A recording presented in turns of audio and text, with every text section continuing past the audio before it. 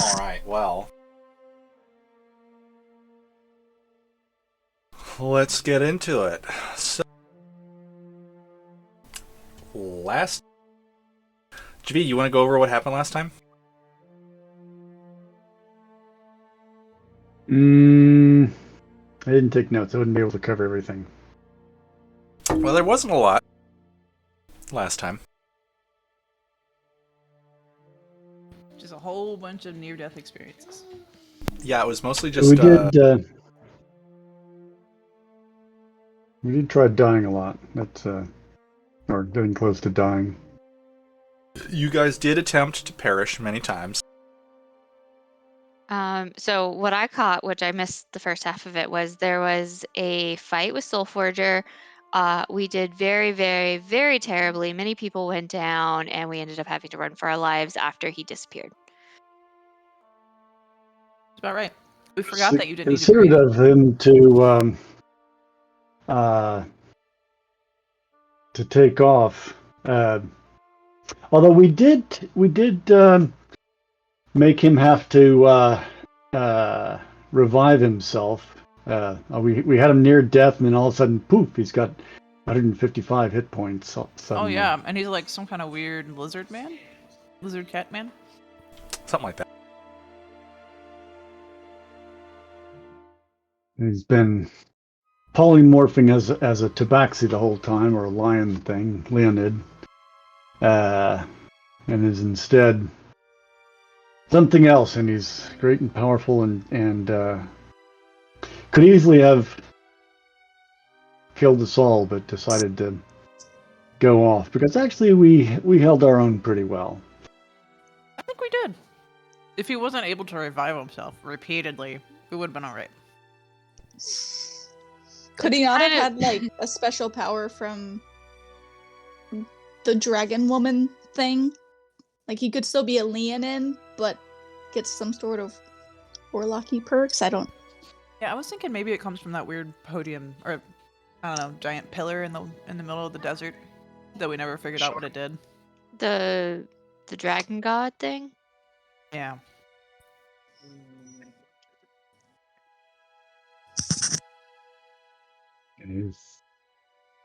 He's probably tapped into all kinds of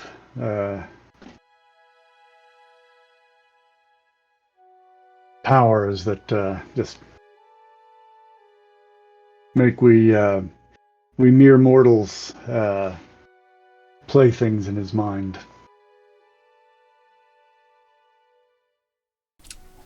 Yes, exactly. So, with that, you guys are... you have taken a night to take a long rest, and you are back in the Pilgrim's Rest Inn.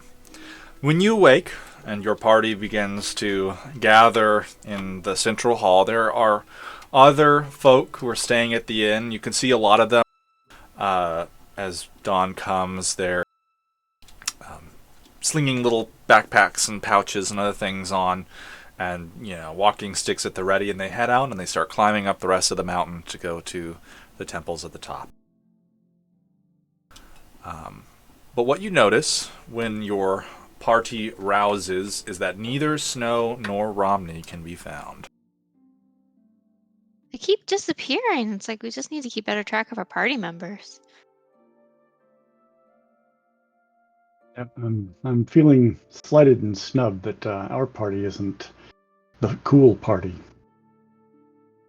Yeah, like where is everyone sneaking off to? Are they all just like drinking Romney's special beer or something?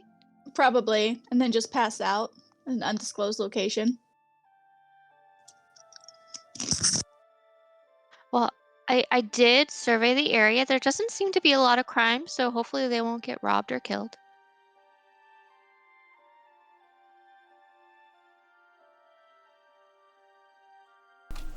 Which one of you has the bag of holding? I think Briar has it last I checked. Yeah, I think it's me too. I vaguely remember that, yeah. Alright, Briar, as you are kind of sitting there, You notice that there's something tucked into one of your little pockets, and you pull it out, and it is a scrap of folded paper. And unfurling it, you can see that written in a handwriting that you recognize to be Snow. It says, "I do not know when I will return. Do not wait for me." When did he slip something in my pocket? But yeah, all right. I'm gonna like what? Okay, so I'm gonna tell everybody else, I guess. Hey, y'all know what this is about? Is it an Everhall Hall thing? What is it? The Ever. What's that thing that The says part of? Institute. Yeah, that thing. Yeah, it could be that. Didn't tell anybody else anything? No. Nope. Well, geez. Okay. Is Rami just like sleeping off his near-death experience today? When you flip it over, on the back it says, "P.S. You should check your bag of holding." Is Rami in there? So I'm gonna just crack No, it he's open probably again. cleared it out. He's stolen everything so he can finance his little fun adventure. How does this man like? I must have been sleeping real hard. That's all I gotta say. Yeah, you are So I'm kind of a gonna heavy go check. sleeper. I'm gonna go check my bag of holding. All right, so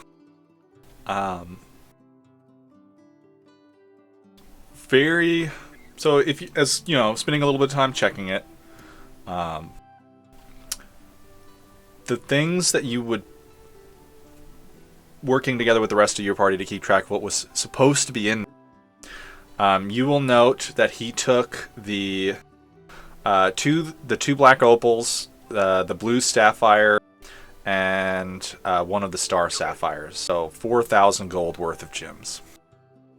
But most notably, the mirror that you guys collected from the vault, that is your access to the library, is gone. Of course he would do that. He didn't believe we should go to the library.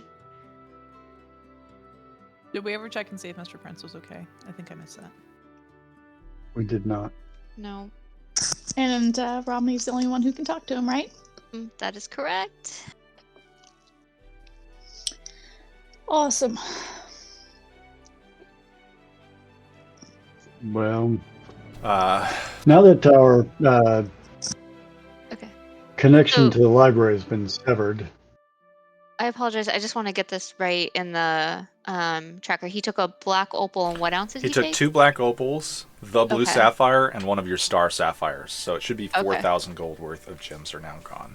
Okay, so blue sapphire and what's the other one? What's Black opal, blue sapphire, and a star sapphire.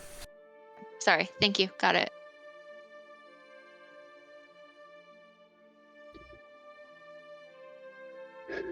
so What the hell, man? We definitely would have given it to him had he asked. I'm sure it's a valuable and worthwhile mission that he's got to go on to restore his tribe or something. But to not tell us about it is Yeah, that's that he's damaged our friendship. I don't know if I care about him anymore. No, Damn, that's all it takes. no. Yeah, that's a little harsh.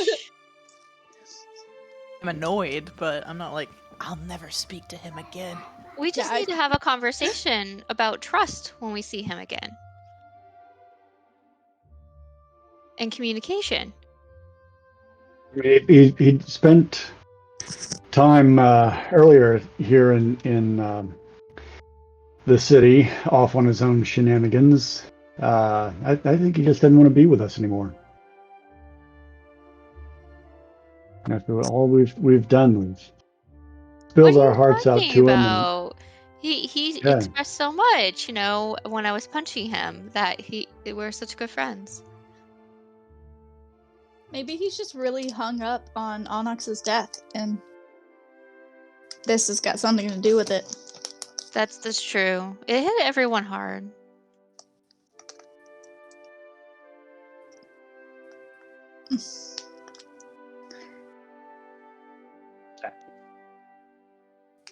Well, Well, maybe we can check in on him when we find Romney recovering yeah, from the maybe we should alcohol. go look for Romney.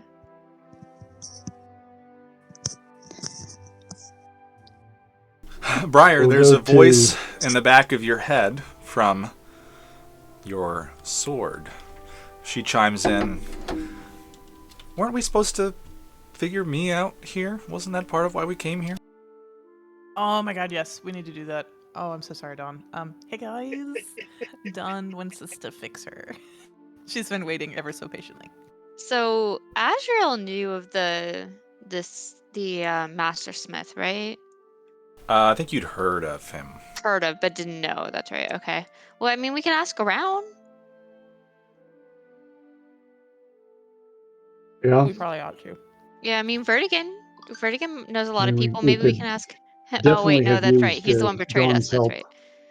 Yeah, we need Yeah, to fuck kill that guy. Vertigan. That's right. That's the other thing. Before we leave the city, we need to kill Vertigan. If not kill him, at least just take back the money he got He for betrayed us, betraying us. so we need to Yes, kill he him. betrayed us, and Also, can we So- talk about the time I arrived here in a box? Like, Oh, yeah. yes. where did I come from? You were in a tavern. You had heard word that your uncle might have been there, and then you got chloroformed. Classic. Yeah, I'm surprisingly okay with this so far. Just like, oh hey guys.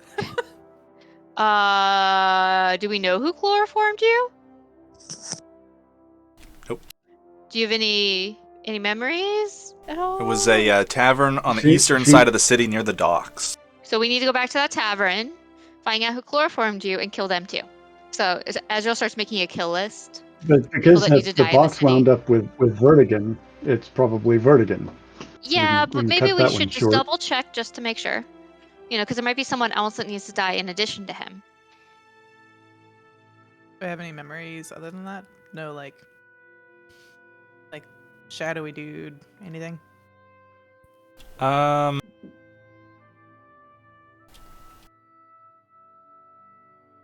Go ahead and give me a perception check, and we'll see how much you saw.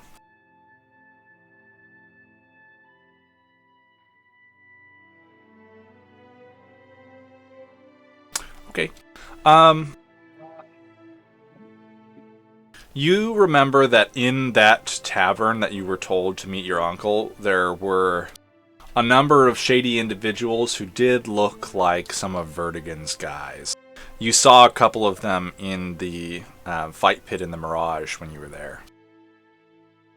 It was definitely Vertigan. It was some of those weird Goonies he was hanging out with them. Unfortunately, it happened so quickly, you didn't have a chance to do anything about it. If we kill him, can we smother him with the pillow that I gave him? That's epic justice. Oh yeah. Here we give him a friendship pillow. Let's just use it, stuff it down his throat. That was a truce pillow. Like, I mean, I wasn't trying. It's fine. It's fine. I will find a way to get over this. Let's go down the yellow brick road of repairing Dawn. Yeah. Yeah, Dawn thinks that would be nice. Because we could have used Dawn's help to smack Soulforge Yeah. a little harder. Yeah, Alright, she's ready so, to get back out there. So we will repair Dawn and then kill Vertigan. Anything else? Oh, and we still need to find your uncle though too. So yeah, there's a list. And then eventually find Romney. I'm sure he's fine. He still has Maybe on up that- this that, friendship brace or friendship necklace though too. So we can't leave him because we need the necklace. We could use that to find him. Get somebody who can locate object. I think Romney can do that. All right, so we'll find Romney, use him.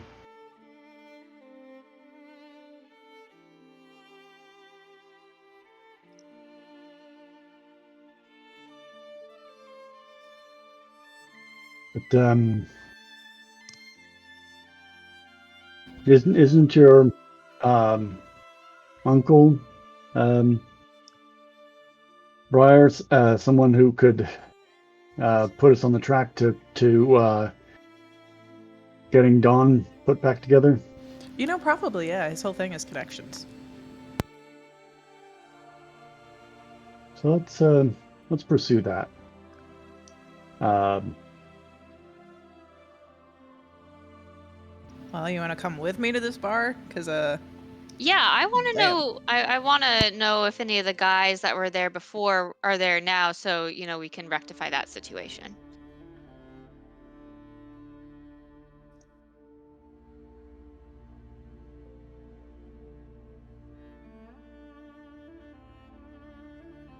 All right, before you guys do that, I do need you to refresh your Foundry because I had to do something with one of the modules. So,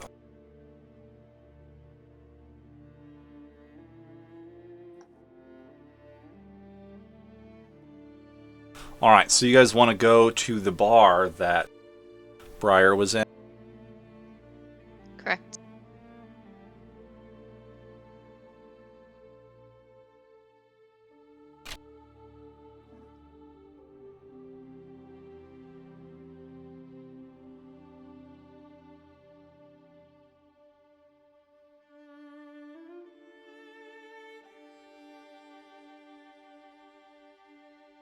All right.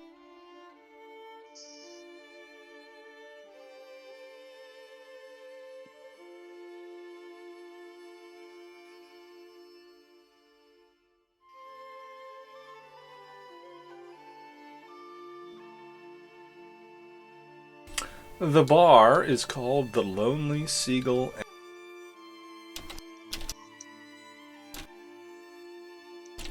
So what's your uncle look like, Briar? a lot like me. Okay. Do I see anybody that looks like Briar?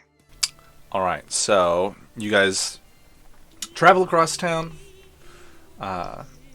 directly to the Lonely Seagull Inn. It's on the other side of the mountain, so it takes a little bit of time to get there. You kind of have to go around and then down to the inn.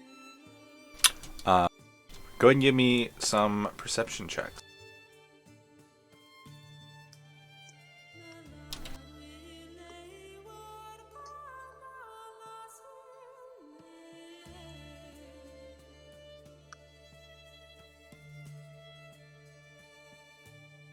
All right.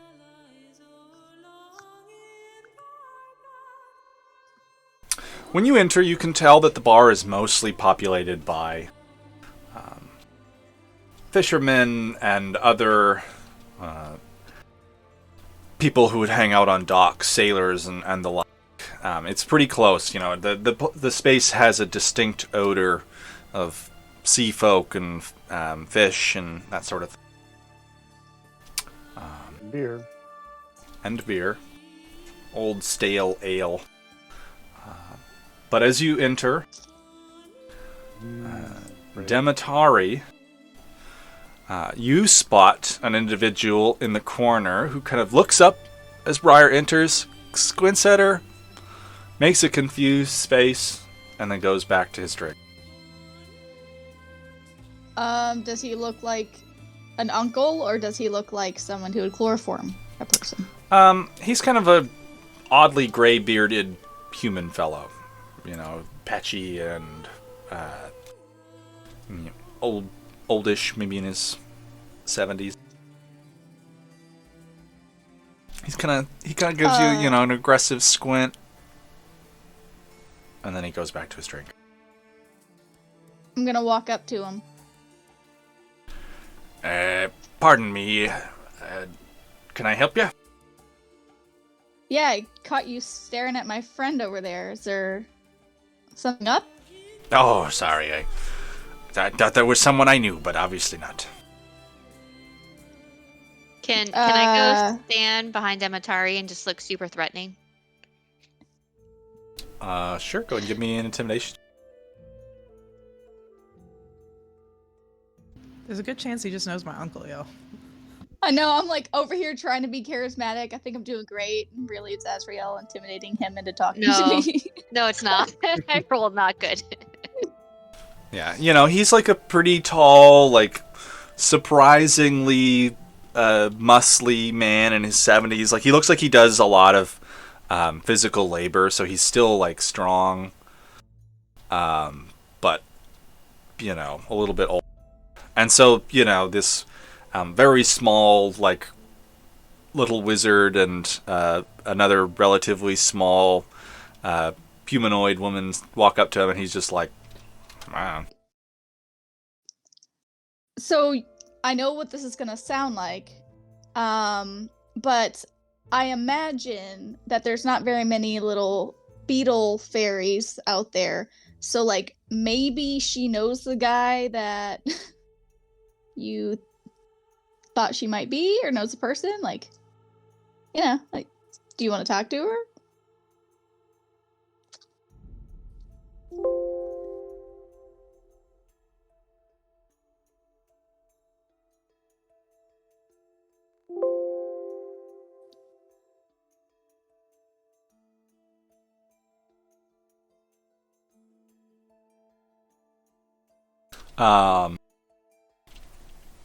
You're saying that to the guy? Yes, the guy. Oh, sorry. I apologize if I looked untoward or something at your friend over there. I have a fella I know named Barley who looks just like her. Wait, that's her uncle. Ah, well, excellent. Where's Barley? I don't know. He was here yesterday. I thought he was coming in today, but you're here and he's not, obviously. Are you waiting on him, or you just, Yeah, he comes here and drinks with me all the time. He's a very generous fella. Pays for me drinks all the time. Ah, gotcha. All right. Well, I mean, I guess we're on the lookout for him too, so maybe we'll hang out for a minute. Oh, next question. You're here all the time. You haven't seen her before? No. Today's my day off. Usually during the day I'm out fishing and whatnot. Today was an off day for me. Ah, all right. Well, enjoy your ale. I guess we'll, leave now. No, Okay. wait. I'm gonna walk up and be like, hey, you know my uncle? If your uncle is Barley Amberwing, then yes. That's my uncle. Hey, do you know where he lives these days? I think I heard he was renting a room over in one of the old guard towers. Not too far from here, really. That's awesome. Yeah, he told me to look him up when I was in town, but he didn't tell me where he is. So if you could like point us in the right direction, that'd be cool. Sure. What's it worth to you? Really, man? Sorry, gotta make a living somehow. Didn't you just say I thought you made it. that he buys you free beers all the time, and you're really gonna charge his niece to tell me where he is? Well, if the niece gave me a free beer, I'd certainly be willing to help her out. Wow. All right. I'll get him one. Ah, The whole time. my memory was a bit foggy, but it's literally like right up the road. Go walk out here, you take a left at the merchant stall, head up a little ways. If you get to the fish gutting station up there, you've gone too far. Okay. Well, it's been a pleasure. He seemed like he's giving us the right directions, or just trying to get rid of us because we're He's probably giving you the right direction. heading into it. He's probably giving you the right direction. Okay. Sorry, Briar. I don't know why I didn't think to ask him where he lived. Yeah, good call. It's okay.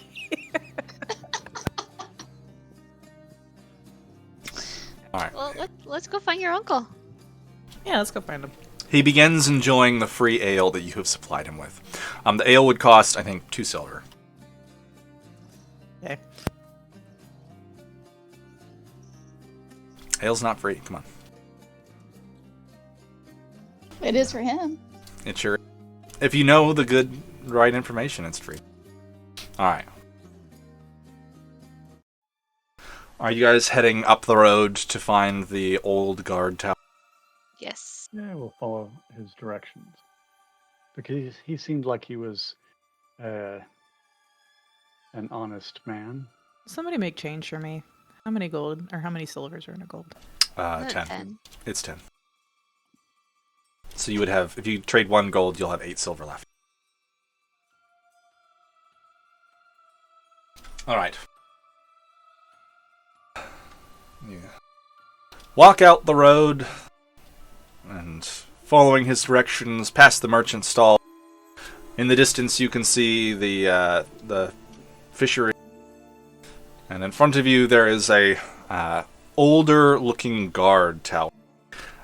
It seems to be in disrepair. And on the bottom floor, someone has constructed a small wooden house around the base of it. You can tell they've just kind of like built everything right up to the bottom of the tower.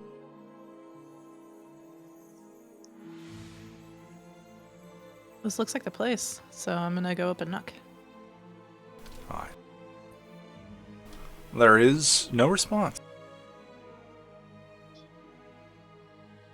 Take a peek in. Maybe he's taking a nap. The door is unlocked. I'm just gonna holler for him for a little while. Okay. When she's hollering, I'm just gonna open the door. All right. Push it open. I'm not gonna walk through. I'm just gonna push it open. Like maybe she can't hear. He can't hear through the door. Pushing the door open, you can see that it is clearly someone's living space. It is very well used. There's furniture, clothes, some messes. You can see some plates on a table that have been just left out with food and other things. It doesn't look like someone has like fled in a hurry or anything, but it just kind of looks well lived in, but there's not anyone here right now. What does your uncle do? Maybe we go down to like the fish gutting station or something. He trades more in like information. So One of those. Okay. I don't think he's one to really play with dead fish. So yeah. Well shit, I don't really know what to do. I guess I could leave a note. Yeah, I mean we could, you know, say hey, come meet us at the tavern.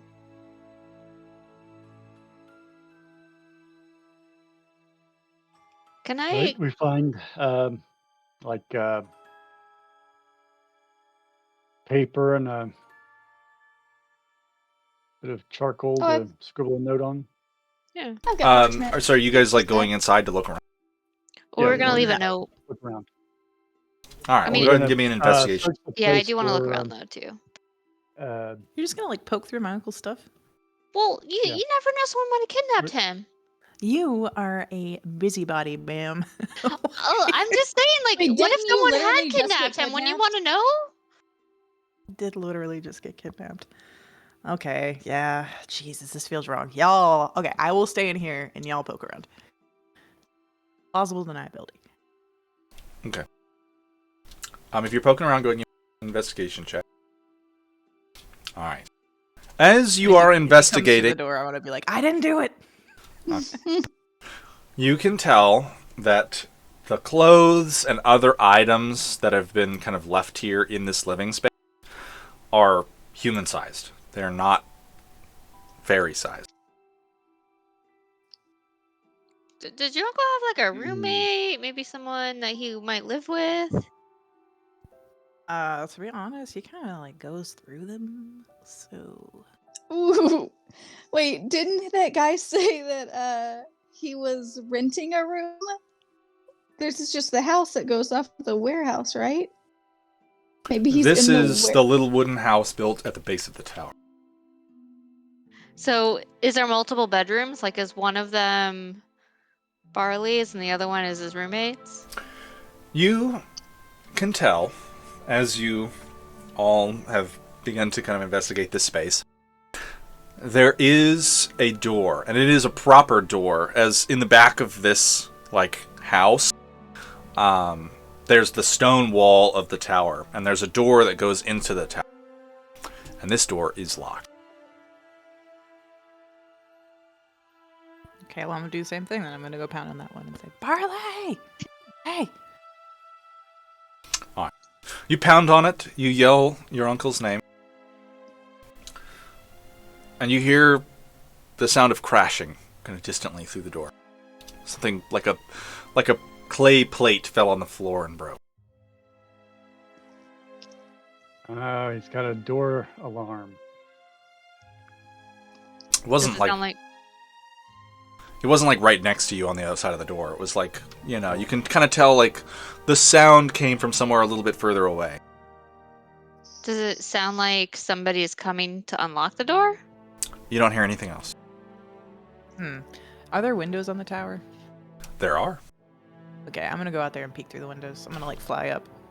And Just see if I can see gonna through the windows. unlock the door. Can we pick Okay. the lock? Yeah, I can. Azrael begins to pick the lock. Briar just kind of walks outside and flies up to the window. And as you're flying up to the window opens and there's your uncle like saddling a little backpack with his like wings at the ready. He kind of looks up at you like, huh. Oh, hi. You didn't hear me calling you. What's with the go bag? Wasn't really expecting you, Briar. Come in. I thought it was someone else, to be quite honest.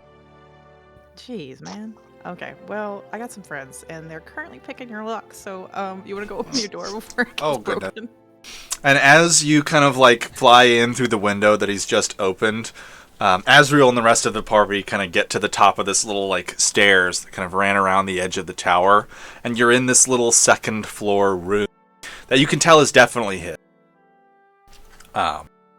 There's a lot of things kind of strewn everywhere, but what it looks like is he packed all of the important stuff and threw it in his little backpack really quickly. Are you in danger? Do we need to not hold you here any longer than we need to, or No, of course. Can are we the I ones you're running from? Can I get you anything in particular? Hold on a second. And he kind of like he takes off his backpack and he scurries over, and you can see he's like slides some stuff off of a little table, and he starts getting everything ready to brew some tea. No. I to be honest, I thought you were someone else. Who? Local ruffians who didn't like whatever I was up to. Is that why I was kidnapped the other day?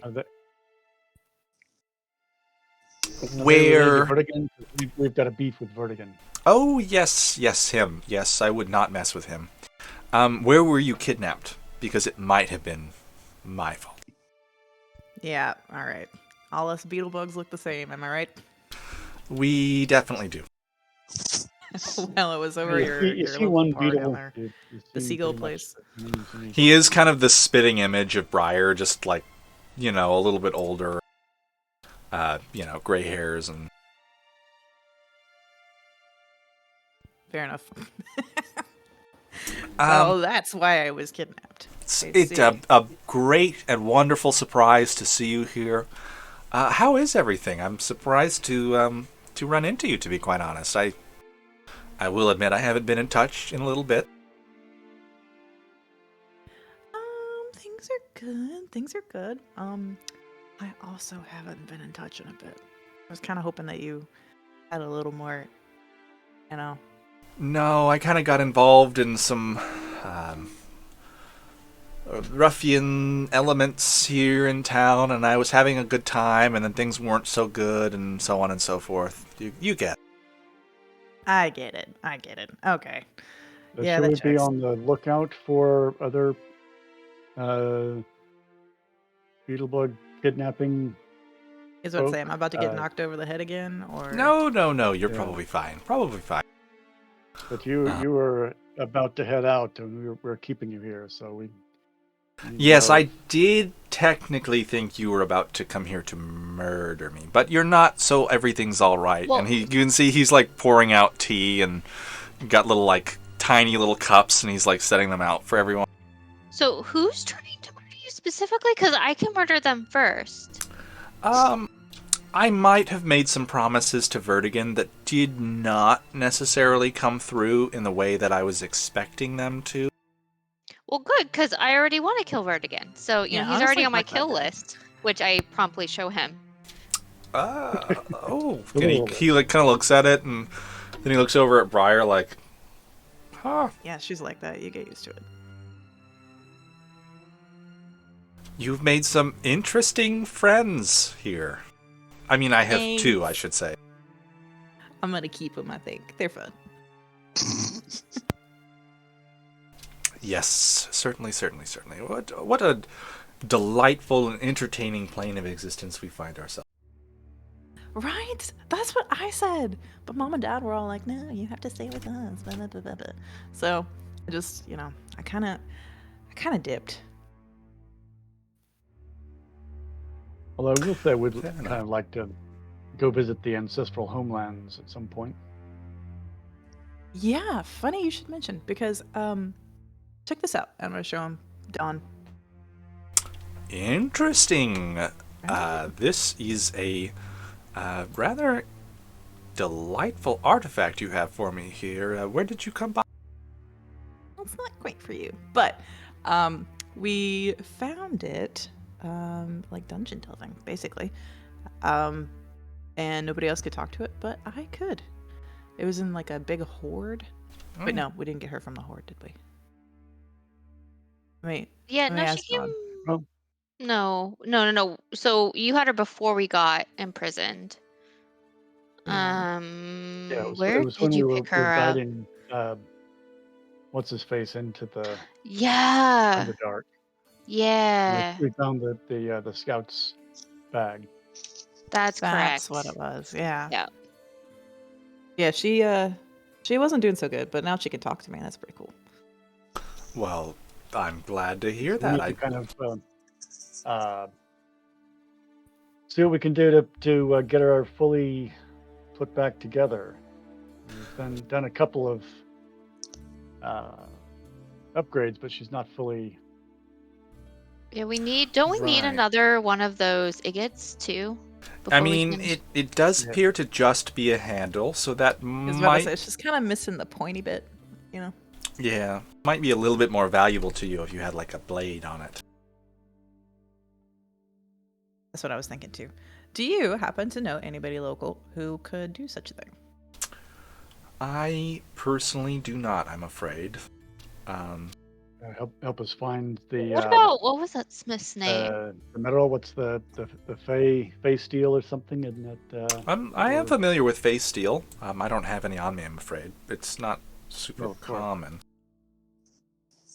Have you bothered? Like, have you asked Dawn what she wants to be made out of?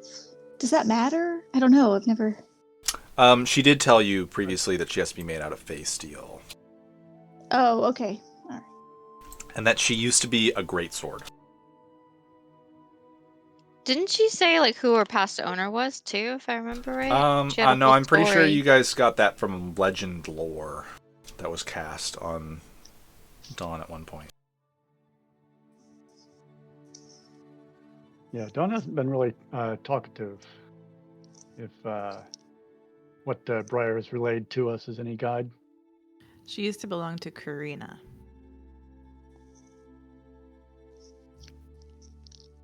Or Karina. That does sound a bit familiar, but I will admit my history is a little bit fuzzy. You know, I kind of skipped that part of my schooling. Isn't there a master smith in town that works on this kind of stuff? If you were to find a master smith on this plane of existence, they probably would be here. But you don't know where they are. I'm afraid not. Or where we could find some Fey steel. Yeah, unfortunately. How's everyone's tea? Oh, I put some peppers in it, or pepper seeds or whatever they're, and then I'm like, much better, very good. Interesting. Would you like to try? I am okay, thank you very much. And he It kind only of burns shows, a little. he kind of shows you his own cup, which is more like a full-sized mug in his hand. Javid makes really good tea too. Yeah, we could. Do we could not compare drink his notes tea. about It's our- a trap. I would Our, be delighted to try some of your tea, my friend. You know, if we've got a few minutes, I could make a round. Do we have anybody that we're interested in Uncle, do you remember the glow toads? looking in on? I do remember the glow toads. Ah, so much fun. Okay, well, if you remember them fondly, then you go ahead. I will admit, it was a delightful pastime in my youth. I That checks. you know, it's always a bit of a religious experiment, those toads. They have something here called ayahuasca that just never quite does it for me.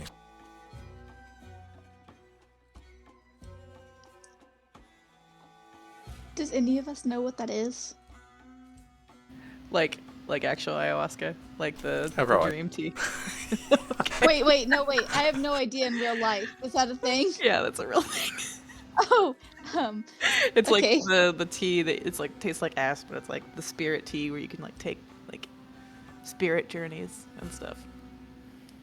I think it's like DMT. Okay. I'm not sure. If you've read oh, hang on. Carlos Apparently, we're being Castaneda, educated.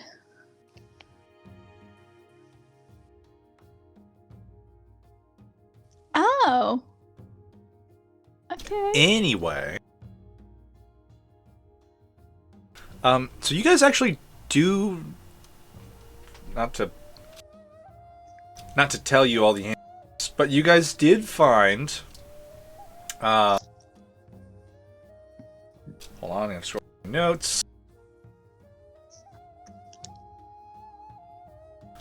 In the Dragon's Hoard, the dragon of the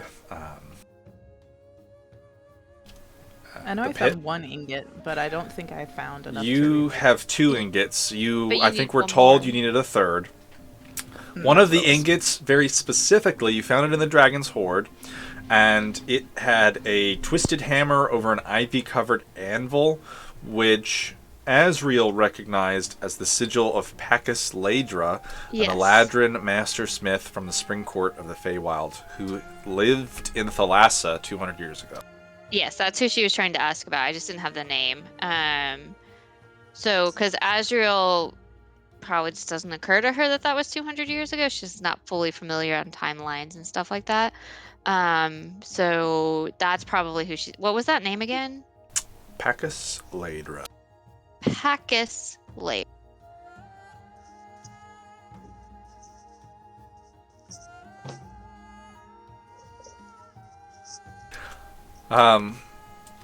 Barley kind of looks over at Shavid. So, this tea you were referring to? Can I have Yeah. some? it's you've probably heard of Allure root. I have. I've got a few doses and mainly use it to for the visions. Religious. It's more of a spying vision, Okay. and which was why I was going to ask if we've got somebody we want to try to look in on if I'm able to.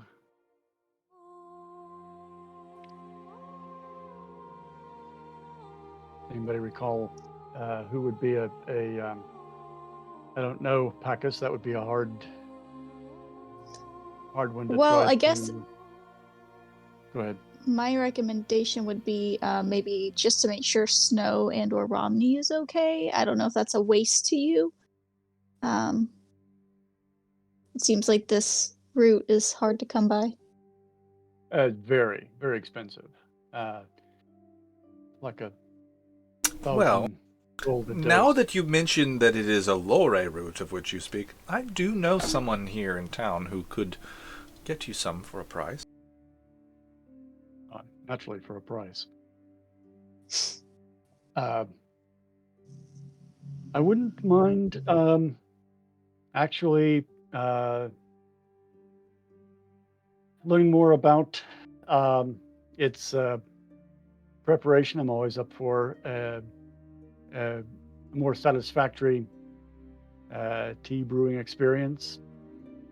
Um, so we could just make this a social and spiritual uh, uh, brewing rather than a specifically, mundane operational type. Um, Oh, so we can all microdose, is what you're saying. absolutely. That sounds cool. What? Oh, we kind of needed this bonding experience. Yeah, that's particularly oatmeal that on on your recommendation. By all means, let's do this. Fire up that pot again, and we will brew some tea. And I'll start rummaging through my haversack. All right. I He love that sets you up. don't. Oh, go ahead. He sets up the tea equipment and brewing equipment ready for you to do your thing, Javid. Go ahead, Briar.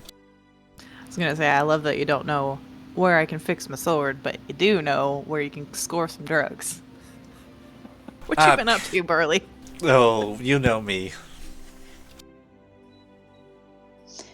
Javid, does this make you hungry? Because we don't really. I mean, do we have snacks? This isn't our house. I Oh, I don't want to yes. Plenty of snacks. Oh, point me in the right direction. I got you. I just want to make sure we're prepared. Like I've never done this before, and I just feel like snacks help Yeah, not have a bad trip happen. Briar, uh, you get stuff ready on your end, and for waiting for the water to boil again, I will pull out a couple of doses of Alori root, and we'll see uh, how this Okay. works. So if you wish to do your brewing and actually attempt to do the scrying, that's okay. But otherwise, you can just brew it and share it with everyone. Well, I mean, if it's a really successful batch, maybe I do want to Sure, go ahead. take. I'll tell you before you imbibe it. You are familiar enough with Allure that if you get a really bad roll, which I don't think is possible for you anymore, I think you're too high leveled now for it. But if you did get a really bad roll, I think you're more than proficient enough in understanding Allure root that you'd be able to tell it was going to make you sick. So you wouldn't need to drink it, you know? Okay. It would unfortunately just be a waste of one of your doses. But you can go ahead and try and brew it, and then see what happens. All right. Do you need the rules again? Yeah. Alright, so remember it is under the Discord, under Campaign 2, one of the pinned messages from a billion years ago. Home Brewery, Natural Crit, and then you go there, and it is Home under... Brewery, that's what I was trying to remember. It is Allure Root. So you've got to do your Wisdom check, adding proficiency, your proficiency bonus. If you're proficient with herbalism kits, you make the check with advantage.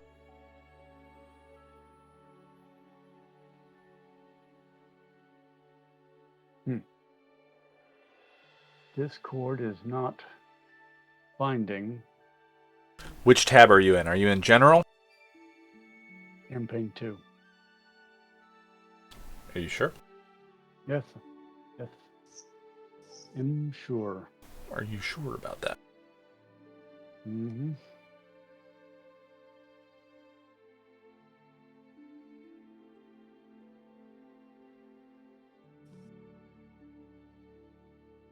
Either way, I need you to make a wisdom check, adding your proficiency bonus. Oh, I see. Okay, your note didn't include Allure, which was what I was looking for. Well, you got to click the pinned messages thing, not searching.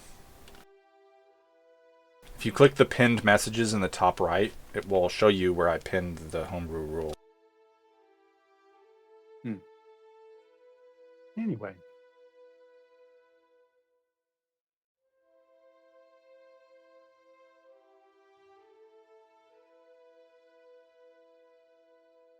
So can Barley show me to the kitchen so we can try to make some goodies? Oh yeah, you guys are. I mean, it's a really small apartment. It's like a single room. It's essentially a studio apartment kind of setup. You know, there's everything that you could possibly need right here in this room, where you don't have to go anywhere. Okay. Well, while Javid's doing that, I'm gonna chat him up. So, who lives downstairs, if not you? Oh, my landlady and her family. Ah. Is there Yeah. another entrance to your place? I mean the window. That's what I use. Well, shit. Should we go close the door? Oh yes, probably. Make sure you lock it too. You know, I don't typically go in or out that way. I'm gonna send somebody else down to go do that. I will go lock the door. Okay.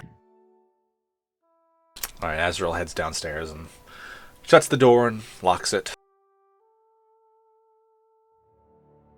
And yeah, I just, obviously I come and go through the window. I don't really need to do anything else. Yeah, that's what I figured. Oof. Okay. Well, whoops. So, how long you been here? Oh, a while. I think 6 months. Okay. I haven't seen you since, I don't know, when's the last time you were home? Ooh, a year or two, maybe. Yeah. Dang. Yeah, it's been a little while, huh? Yeah, I'm supposed to reach out and help you guys do another run, but I've just been so busy and interested in other things. You know how it goes. Oh, trust me, I know. Yeah. I don't know if that whole coyote business is going to work out for me anyway. Oh, fair enough. It obviously wasn't my thing. Yeah, I don't think it's going to be my thing either. So if you do happen to hear from your old mom and dad, can you just tell them, just not mention me, that we came this way? Oh, sure. I mean, if they're really worried about you, I might have to mention that I saw you and you were okay. Okay, yeah, that's fine. You can do that. You know, your mother worries about you sometimes. Probably. Yeah, I know. All right, fine. Wait, Briar, have you really talked about your parents much? Like, do you guys not get along? It's not that we don't get along. It's just kind of that I was supposed to be helping them with the job, and I decided not to. Okay, And I I mean, didn't tell anybody. you the only one that's supposed to be So- helping them with this job? No, it's kind of a family business, you know. Oh, well, that's lame. Like, you don't want to go into a family bit. Like, not every kid's gonna go Exactly. into the family business. They And, can't like, expect it of you. That's ridiculous. No, exactly. Well, they actually didn't want me to, and I pushed them, and then yes, and then I decided they were right, and I didn't want to do that. And you couldn't have told them that. Oh, you just couldn't No. say they were right, huh? That's Yeah. rough. Yeah. So I probably ought to check in at some point, but I don't think I'm ready to. Yeah. Well, at least you didn't really disappoint them. If they didn't want you to do it anyway, Yeah, you're kind of doing what they wanted in the first place. No, I don't think I am. I don't think they would approve of, like getting arrested and nearly dying and breaking out of prison. And Yeah, No. I think they kind of thought you were gonna stay home in the swamp and, do what everyone else does. Just kind of taking care of things around the caravan. I feel like. Yeah. And I didn't want to do that, so. Oops. Well, I mean, would you I change didn't either. anything? Well. I don't know. I didn't expect to be like a wanted criminal, or anything like that, you know. You're a wanted criminal. My goodness, tell me what's been going on. Before that, she saved a whole town. There's You a remember that, statue. right? True. Well, I and basically I'm not even talking about handedly Torvir killed a Eve. dragon. Yeah, so I mean, Oh, beat that, parents. That's true. I'll be sure to probably not tell them that part, I think. Yeah, that's probably not the best either. Yeah, that might be a part I leave out when I talk to them.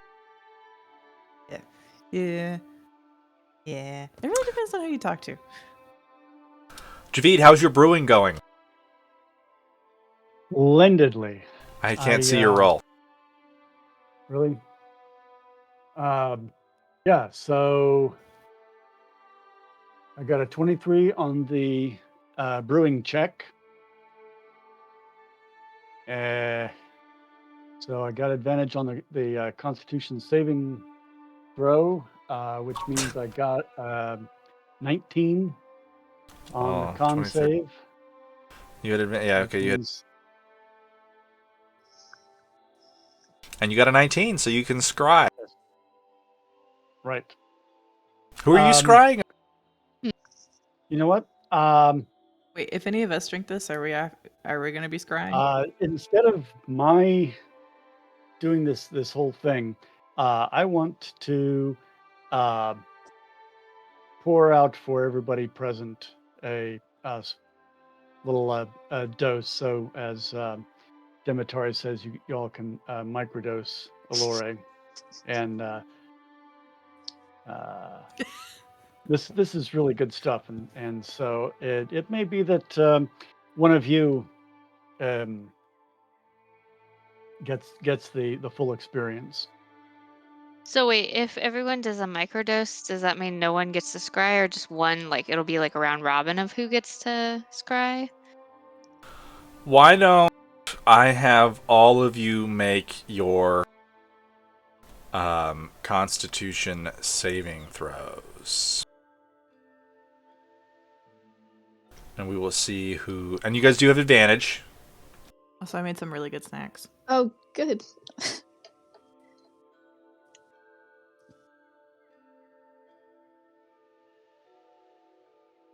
What's the DC? 14. 14. Got it.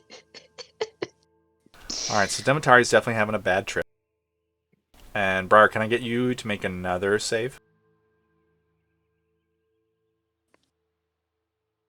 Okay, 22. Alright. So, the five of you begin to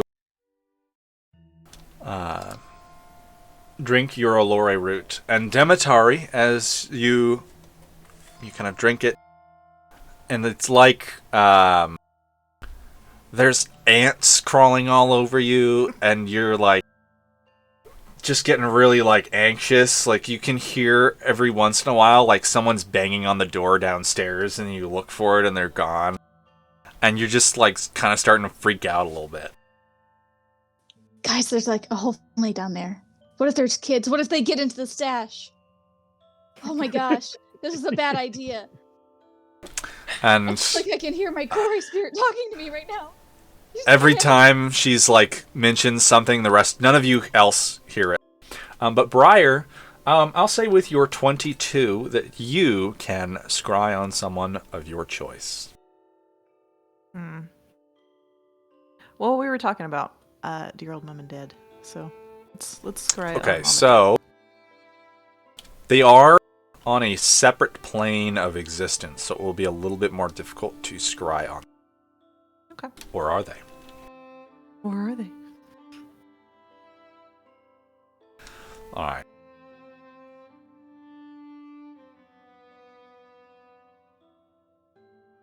Oh, never mind. You can only scry on someone who's the same plane of existence as you.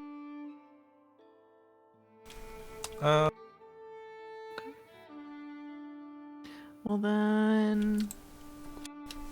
Well, okay. So you would like to scry on mom and dad? Yeah.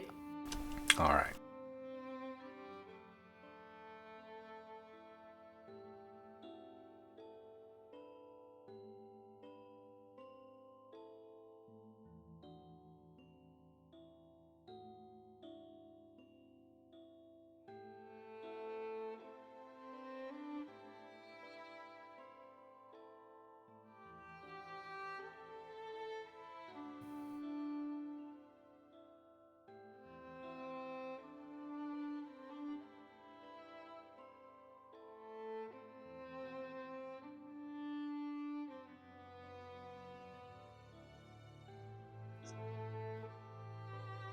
All right. Your senses begin to focus, and you can see a rather familiar sight. It is the tall pine trees of the windless wood. And you're watching your parents shepherd a group of elves out of the trees, down a small path, along a narrow cliff face, over a small stone bridge, and towards Newt Abbey. They seem well, not stressed, telling jokes to one another and stopping for a drink of water. They seem alright. And as your time watching them comes to a close, you can tell that they are probably at Newt Abbey. Okay. Whoa, that was trippy. Is everybody else still, like, experiencing things?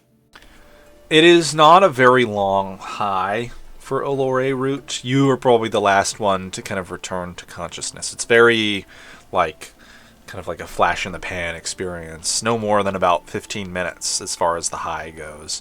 But you do feel good for a while. So how's everybody You else? have advantage on wisdom. Your senses are really keen. Your senses are keen. You can hear things better. You can see a little bit better. And that lasts about an hour. That's cool. You have advantage on wisdom No, checks fantastic. and saving throws for 1 hour. Okay. Unfortunately, Demetari is just kind of freaking out. And Never again. we're trying to help her get through this bad trip.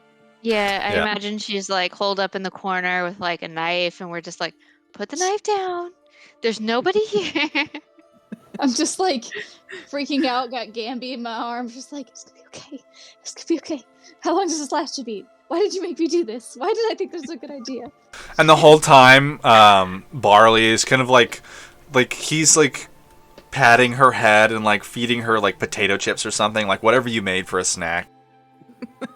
It's gonna be okay.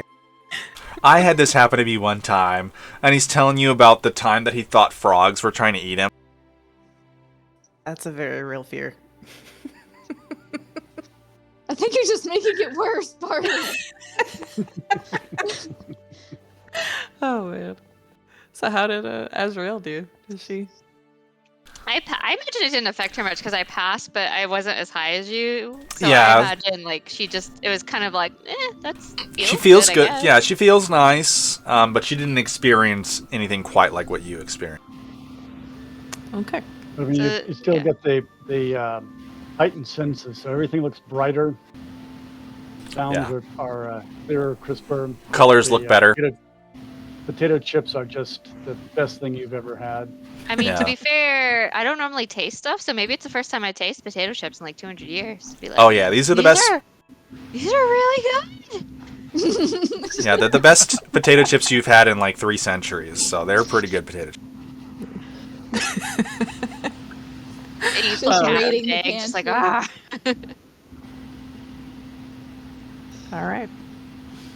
So that was a success, I think. You know, get some comfort, except for Demetari. So sorry. You know what? It's just not for me. It's just not for me. I'm glad everybody else had a good time. Dumb. I'm gonna tell Barley that everybody seems like they're doing all right. Good to know. I'll probably get in touch with them here soon. You know, I kind of feel like I've worn out my welcome here a little bit. Yeah, you probably gotta move on, bud. Yeah, maybe I'll Where are head we home. going next? Maybe you can hang out with us for a minute. I was planning most of the way home. You know, if you were someone coming here to murder me, I think I was just gonna head home. Okay. Probably grab one of the little boats out of Thalassa, head to Tidesgate, head along the seaside trail, head over to Nightbury, Newt Abbey, all the way home. Yeah, that's where they were. You might be able to catch them if you hurry. Good to know. Sorry I couldn't help Well- you with your sword problem. Well, that's all right. It was good to see you, man. Give him a big hug and stuff. Of course, of course. But yeah, don't be afraid to reach out. Send me a message if you need. I'll always be around, of course. All right. That sounds good. Well, sorry we scared you. Yeah, you know, sometimes it's like, oh my gosh, I'm gonna get murdered, but then it's your niece, so you're okay. This is the part where you say, sorry you were kidnapped instead of me. Ah, yes, I do apologize for that. So sorry that someone mistook you for me. Yeah, it's all right. You know, I'm The sure blow to you my were in a. pride will eventually go away. Yeah. you Yeah, I'm know? sure you were in the box and they opened it up and the fellow who grabbed you said, "Oh, I got him," and the other guy said, "You idiot, that's not him at all." Yeah. I'm assuming the blow to my pride for being mistaken for my uncle will go away soon. Yeah. He's Well, like you know, 70 years older than you. probably yeah, something like that. Fairies live along, Jeez. but he looks good, you know. It's like, you know, Briar's like 20 and he's like a good 31, you know. Yeah.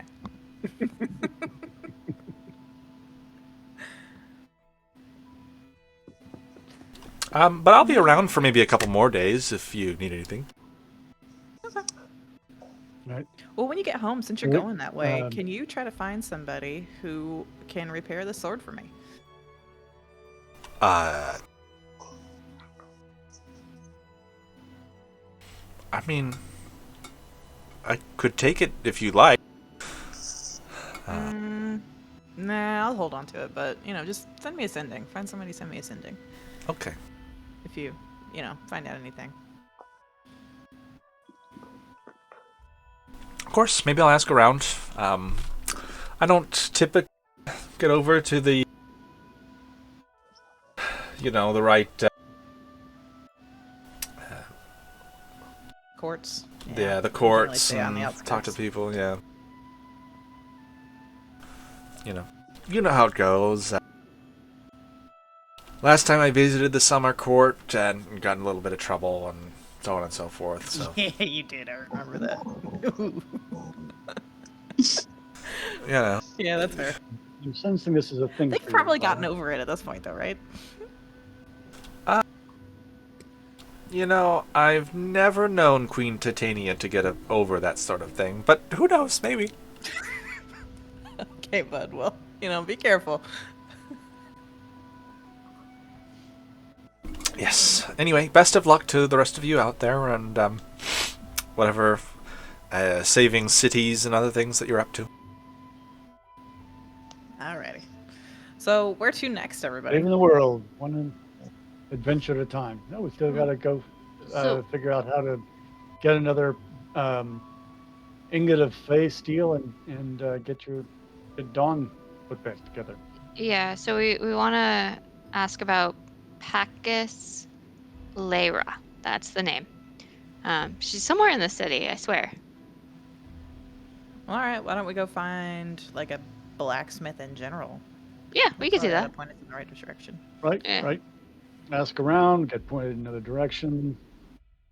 Well, Barley, before you go, Yes. or before we go, I guess, do you know where a blacksmith is, in general?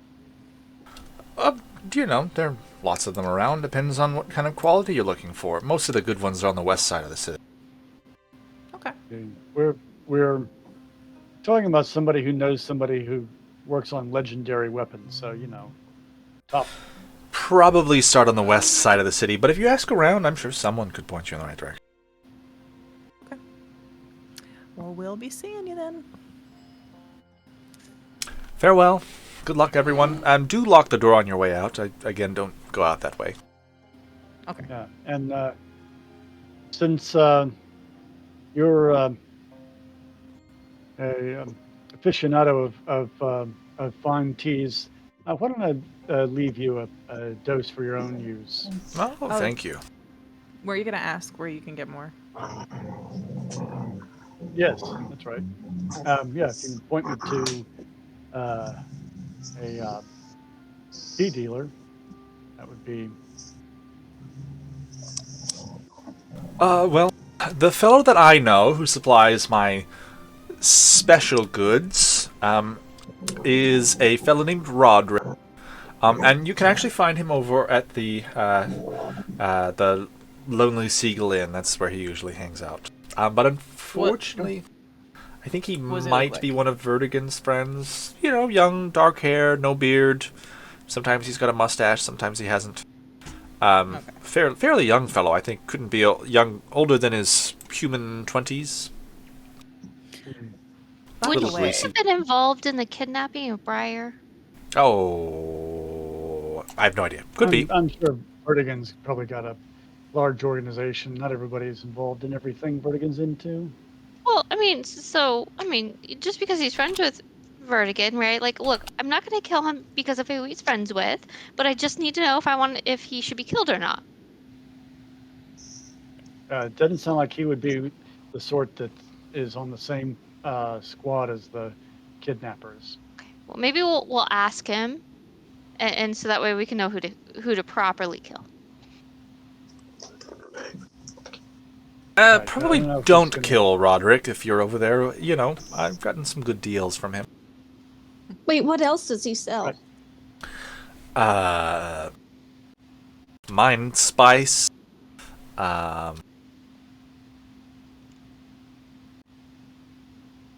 Greeble dust, that kind of thing.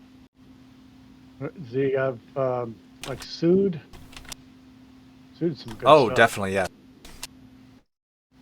And out of this character, sounds like I'm a forgetting Dr. what the Seuss other one drug is. dealer. Treble grass. Snood. Yep, if that's the stuff you're looking for, he's got it. Zeal. That's what it is. What is it? Zeal. Probably he's got that too, I don't know.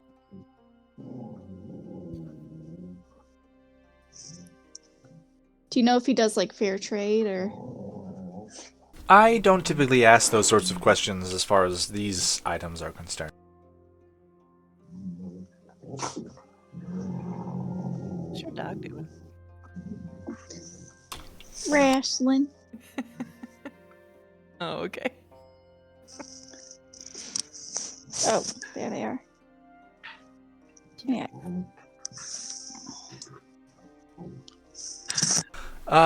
Anyway, best of luck. Have a good trip. I'll talk to your parents and give them your best if the vibe is right. Sounds good. Well, I'll be seeing you, bud. All right, farewell, everyone. I'll probably be here for a couple more days if you need. And then obviously, if you can send messages, I'll pick those. Is there a place we should send stuff to if we want to talk to you? Oh no, I'm never in one place for long enough for it to be useful.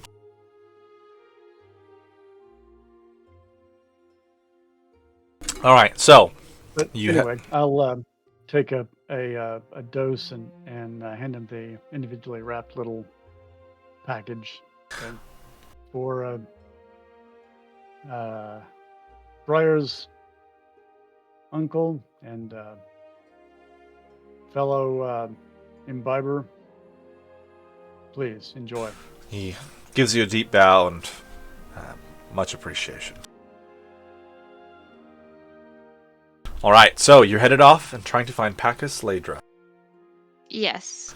We could start with Roderick, if you guys want. Or we could just go and try to find a blacksmith. Well, that's on the other side of town. Let's go ahead and try to find Roderick. While we're over here, you know. All right, so you're heading back to the Lonely Seagull? Yep. Okay. Stride back down toward the Lonely Seagull. The fellow you had talked to earlier is gone. The older seafaring man who pointed you in the direction of Barley. But as you look around, you do spot a young man, late teens, early 20s, who matches Barley's description. He's sitting at a table, and he's kind of looking around nervously. He's got a greasy little mustache and, like, sipping at an ale.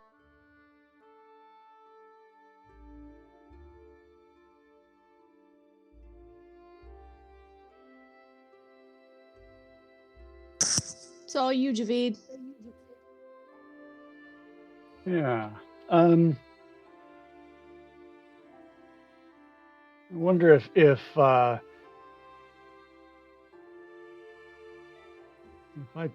changed what I looked like, it would little put him a little more at ease. He doesn't know me. If I walk up to him and say, "Barley sent me," might.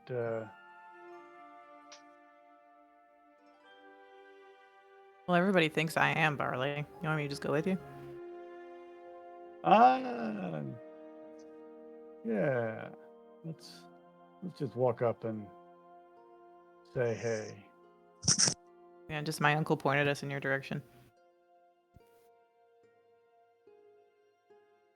So yes, trying to give off easygoing vibes. We're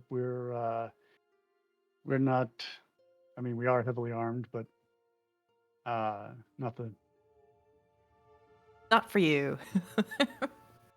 Yeah. So you're just gonna walk up to him and... Yeah. I can't think of a better way to approach him, but go up and say, "Hey, are you Roderick?" Yes. Sorry. Do I know you? No, but a friend of yours said we could probably find you here and have a quick chat. We're not interrupting anything, are we? No. Of course not. Who was this friend? You know, Barley. Looks like my pal here, Briar. He kind of squints and blinks at Briar for a moment. Yes, I know Barley. Yep. Can I help you? Well, he said that you help him out with some of the more exotic tea ingredients. I'm a big fan of one in particular. But I'm thinking maybe you might be able to point me in the direction of. Okay. Yeah. What do you want? So looking for a Lori root. Okay. 150. 150 a dose. Yep. Well, that stuff's not easy to come by, man. You know. I already get it at a Marquette. You want it or not? That seems high to me. Okay, then you don't want it. Got it.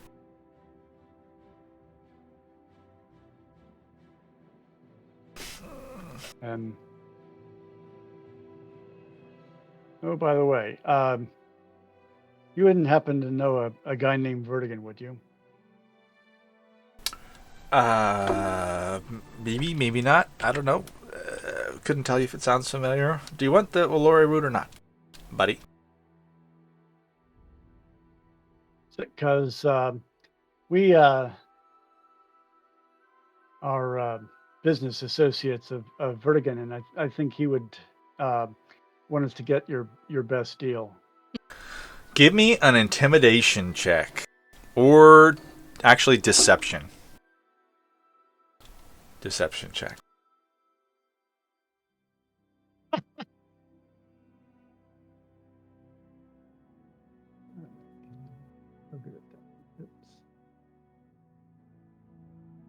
Oh, wow.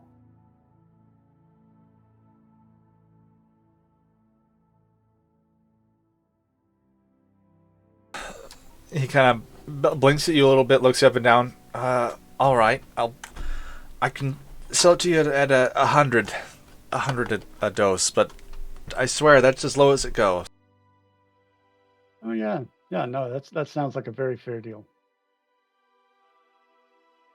Uh, And you'll tell Vertigan, right?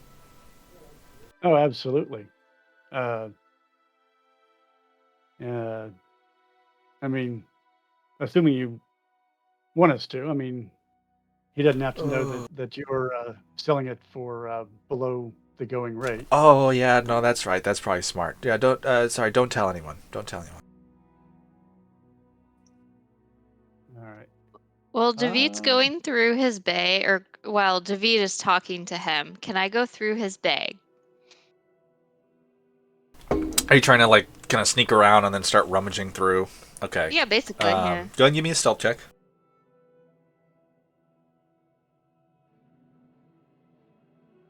All right, and then give me a sleight of hand.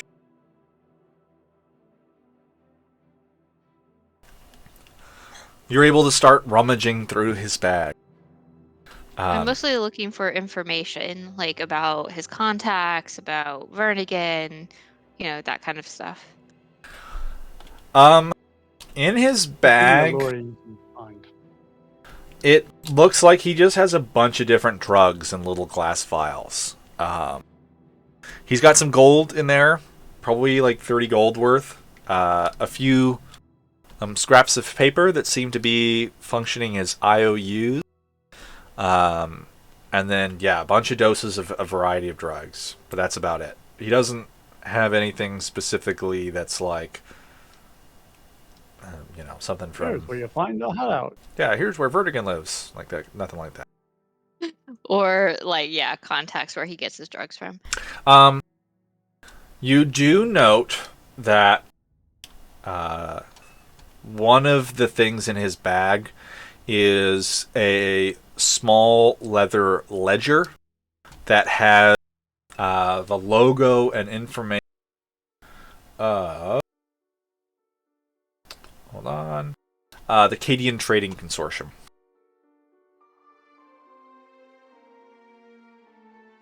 Which you would recognize as the front for the Ebonshade and Vertigan's organization here in Thalassa. Yeah, I'm just going to take the ledger and pocket it. So that way I have his client's info. All right.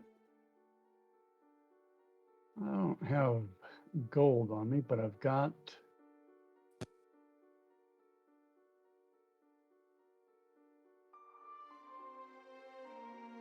a gem or two. He's got 3 doses that he can sell you of Allure root. 3 doses is fine. That's a good number.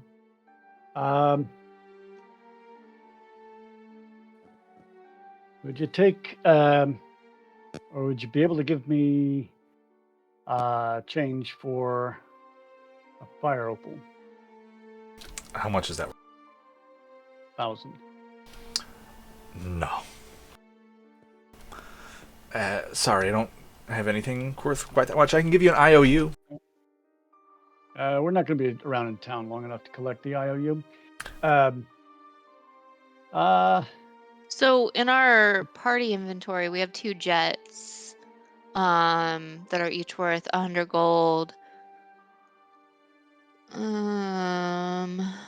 And you have 2 pearls that are worth 100 gold. Yeah, so you could use those if you wanted and then owe the party fund. Okay, yes, we'll do that. Trade exchange for 2 jets and a pearl. Okay. For 3 doses. He happily takes them and he slides over some small fabric pouches that are little tea bags for you. I want to smell them and make sure that we're getting the right thing and not some incense instead of hash or whatever. They're authentic. Pretty much. All right. Well, Roderick, it was a pleasure doing business with you. Tell Vertigan we're looking forward to seeing him again soon, and we'll be seeing you around. He gives you a little nod and lets you depart. Azrael, were you trying to do anything else in his pouch? No, I just pocket the ledger, and that's it. Okay. You can tell that he uses the ledger to keep track of sales and then some other information in there, but it appears to be written in some kind of code. I might ask Demetari to decipher it at a later date. Okay.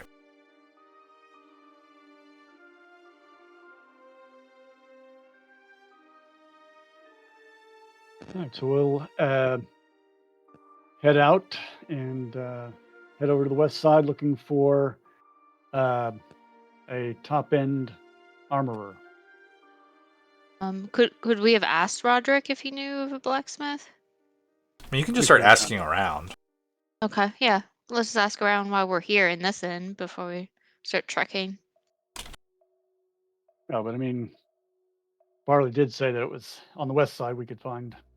We might as well head Well, in that direction. yeah, but I'm just saying, like, since we're here, why don't we ask some of the patrons if they know of a blacksmith able to craft face steel? Let's My maybe not question is, spread the word that we're Yeah, I don't interested want in weird stuff like that. I already got That kidnapped might, here. All you know, right, so a master blacksmith. I mean, Azure will yeah. specifically be asking for Pacus Lyra, but in general, Okay. we can just ask around if anyone knows a Patrick Lyra or if of another master crafter in the city. All right. Well, I will tell you, it does not take very long for you to learn that Paris Ladra runs a blacksmith called the Elysian Anvils on the western side of town.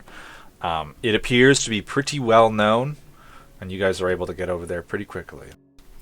It's a little bit late in the afternoon when you arrive, as you have to go again all the way back around the mountain to get to the western side. But you arrive at the Elysian Anvils. He's kind of a little bit close to the Imperial Complex, not too far away, but it is a large building. And outside there is a sign that bears the sigil that you have seen before, the one that you found on the small box. The twisted hammer over an ivy-covered anvil.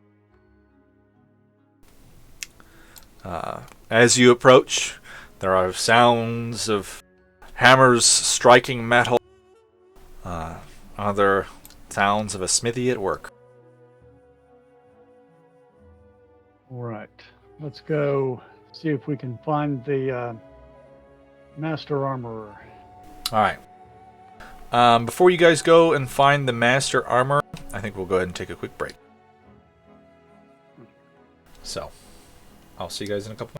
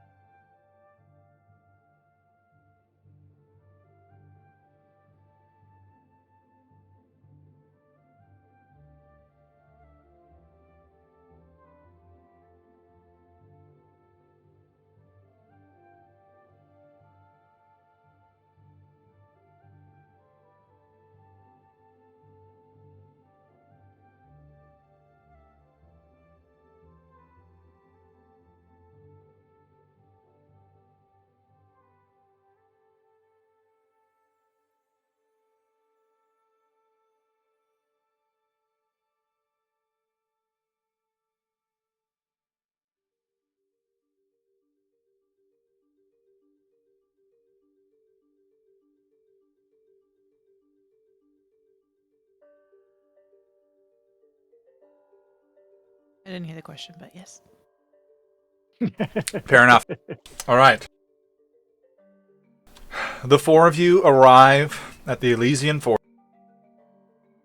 That which Azriel knows is allegedly the home of Pacus Ladra, a master smith from the Feywild.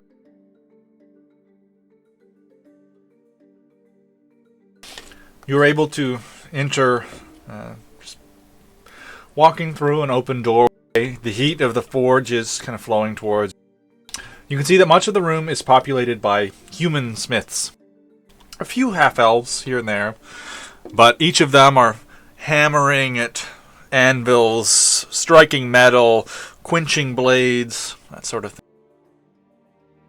It is noisy, hot, very sweaty space here. You do not see anyone who looks like an Eladrin.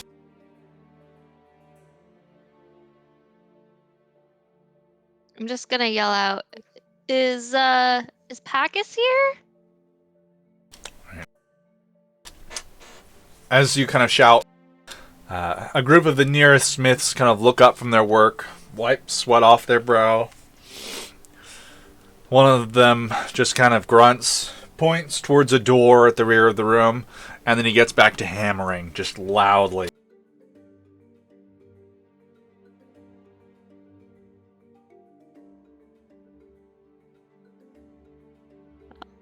Let's go. All right, let's head back to the back, picking our way between the piles of half-finished. Yes, you can tell that they are making swords, those of which you recognize as being the standard style used by the guards and soldiers here in the city. And they are churning them out by the dozen. You approach the door and give it a knock. And there's a voice within, fairly accented. Yes?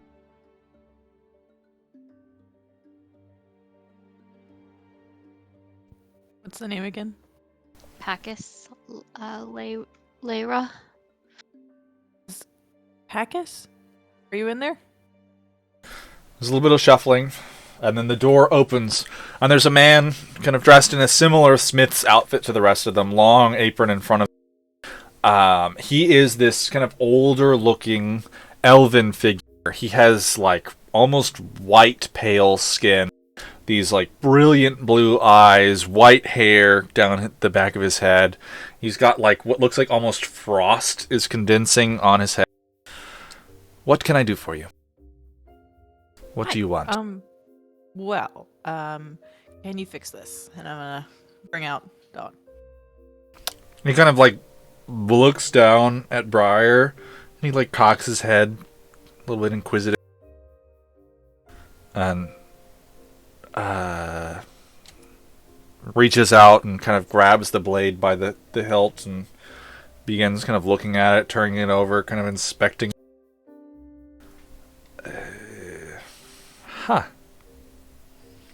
Perks up and looks at the four of you. You're kind of inspecting each of you and come in. And he gestures you inside, away from the heat, shuts the door. It looks like it's a small stone room. There's a balcony, a cool breeze in this space. And he kind of heads over to it, and you look down. You're kind of looking over the roofs of some of the other buildings towards the sea. And he's still, like, just inspecting this hilt. He lets you guys kind of wander around in his space. There's a table, Smith's supply. The room is a little bit peculiar overall. You can tell that there's, like, things left over, half-completed projects, all kinds of Smith's equipment, blades, and unhilted, just the blade and the tang, that kind of thing. Hammers and tongs and all manner of things in here. It very much so kind of has the air of eclectic, uncleanly genius to it, where there's just like this little bit of madness to the room.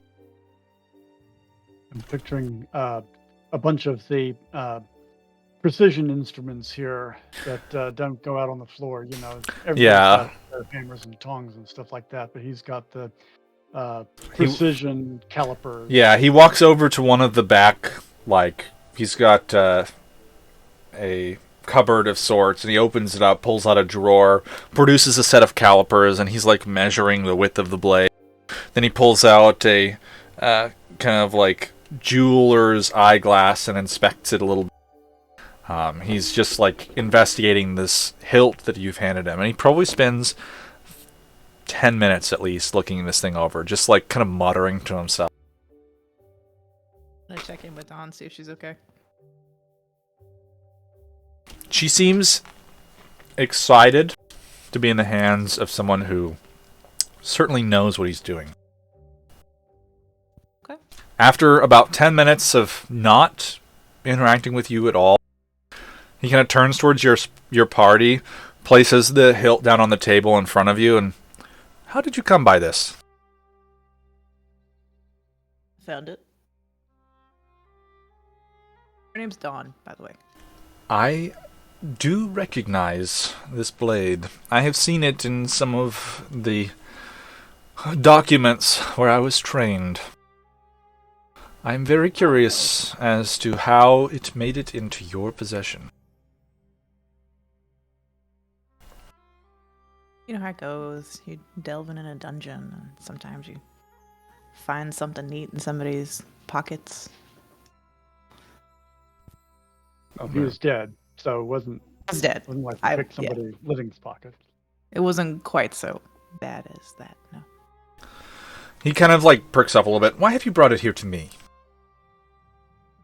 My buddy here said that she remembered that you did this sort of thing, and we have your symbol here on this rock.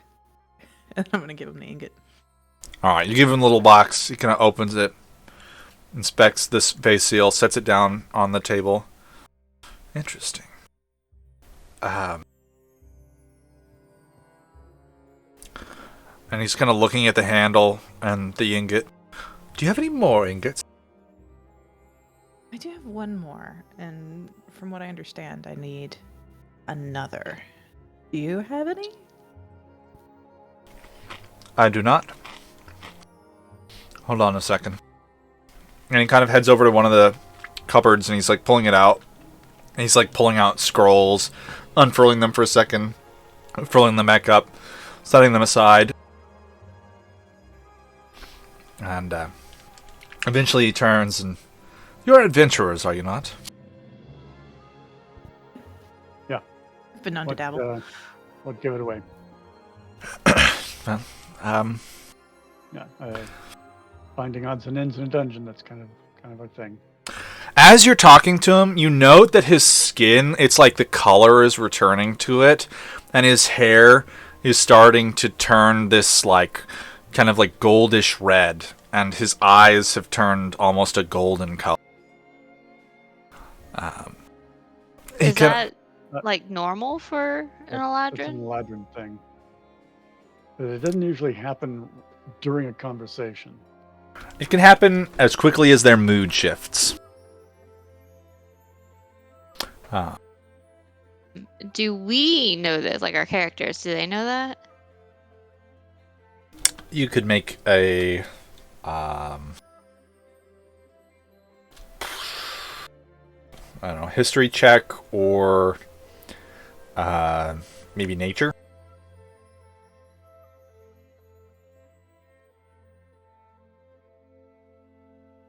I think I would know what my cousins are capable of. Well, Eladrins very much are not elves. Well, What? they're a kind of elf. Yeah, They're Sort a of. Yeah, they type are. of elf, but they're the type of elf that are normally in the Feywild, and they don't Yes. normally come to the material Briar plane. definitely knows that this can happen to them. She's probably met a legend before. So this is not necessarily a surprise to her. Azrael, you've probably heard of this sort of thing before. Maybe Javid's heard of it. But as he is talking to you, suddenly he's got this greenish color to him, and his skin has gotten this youthfulness to it almost. His hair looks more full and is colorful. There's a flower beginning to sprout from him.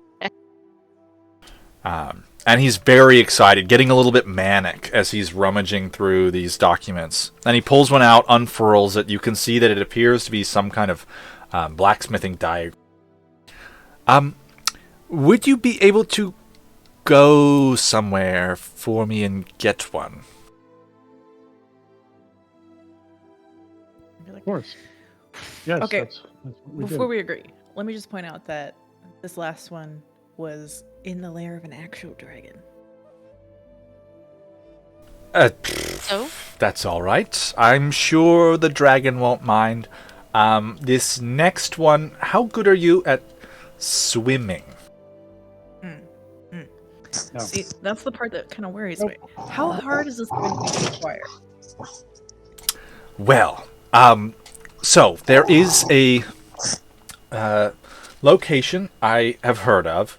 It was a few years ago. Local adventurers got all up in uproar, so on and so forth about it. Just off the west coast here. Sorry, I'm rambling a little bit. There's a fortress or a castle or a city or something underwater, deep. That is. It is the. It's pre-calamity. Sorry. And I'm pretty sure there would be some ingots there, at least one, hopefully. But tiny little bit of an issue is other adventurers tried to go there, and most of them died. So just throwing that one out there as a warning. Do we know how they died? Did they just not swim good? Well, I heard that some of them came back and they were attacked by undersea monsters of some kind. At the time, I wrote it off as an interesting thing that I didn't care about so much, just local tales and events and that kind of thing. But a bunch of the ones that didn't come back, I don't know, couldn't tell you. But it's down there for sure. If you got a boat and you went down there and you came back with an ingot, I could repair this sword for you. Oh. What if we looked around for an ingot that was not underwater? There's got to be ingots that aren't. They have them in the place where Feywild. You could go get one, sort of. They're not super common these days. Not I mean, a lot that of... sounds like we're going Is- close to the source if we go to the Feywild, Right. where we don't have to breathe water. Well, Yes. Wait, actually, guys. So, I just so happen, with my own will and intellect, have a spell that would allow us to breathe underwater. So it is doable, but also this. I mean, I'm looking towards. For how long? It's if it's 10 minutes, it's going to take us longer to get down to and get back. Javid, you think I hadn't thought ahead? It's 24 hours. Swim fast and we're okay. Excellent. I'll see you tomorrow. Wait a minute. Yeah, actually, that is. So, wait a minute. You want one ingot to go towards a sword that my friend has that she will not be giving to you. Okay, so let's just go ahead and get to the Well, bottom not of me. this. Right, yeah, bottom line. How much? I mean, do you want anything else while Like, down there? Like, what's the catch? we bring back 2 ingots and you keep one, or how Sure, as many ingots as you find. The sword's all yours. Really, repairing such a blade would be honest just enough, right? I've heard that. just the invigoration I need for my career these days, you know? I was thinking about packing it up and heading home, and just wasn't doing it for me here anymore. You know, lost all the special vigor to it. You know, the Emperor just wants the same stuff. He doesn't like any of my ideas, and he kind of gestures towards a pile of diagrams that he has that are gathering dust. Ooh, can I look at those?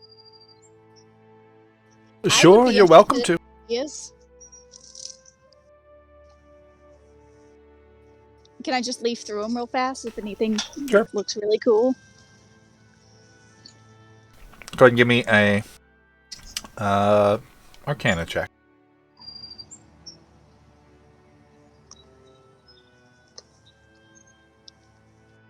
All right. A lot of the designs appear to be just kind of new styles of crafting armor. You can see some that look very peculiar to you. You know, it's like not just a suit of armor, but like the suit of armor fully encases the wearer, and special diagrams of joints of armor and that kind of thing. And then there's some designs that look to be like strange machines, you know, things that look like carts, horse-drawn carts, but without the horse, and special boats that are made of metal, and strange things like that just total nonsense, really. But, you know, bold ideas for sure. That can't be. Ships can't be made of iron. Iron sinks. Well, I mean,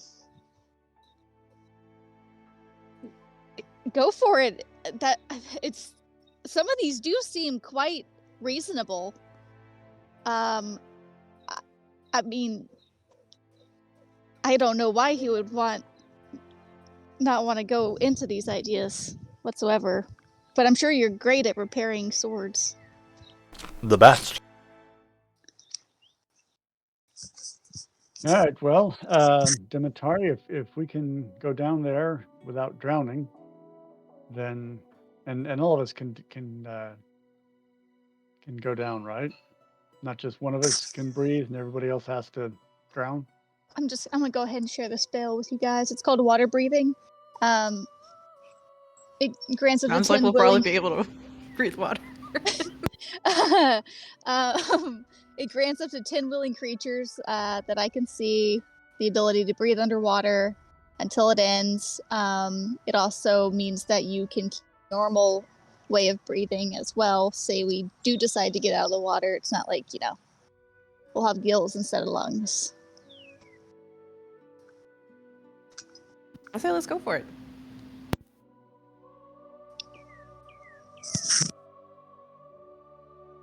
As you guys are discussing it, you can see Packus has like pulled out a fresh scroll, and he's like sketching some diagrams and adding some measurements and writing some things down.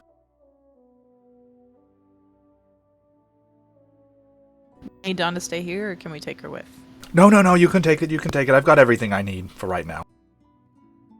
Okay. I wonder if Dawn can help us find the steel. Like, would she be able to like sense phase steel? No idea. Good luck. And he's just like a jitter, you know. All right. Well, let's get going, I guess.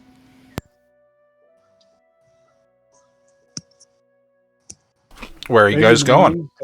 It's like nighttime now. It was evening. It is Yeah, we late should in the evening. probably go in the morning. I think monsters come out at night. Does it matter if it's deep underwater?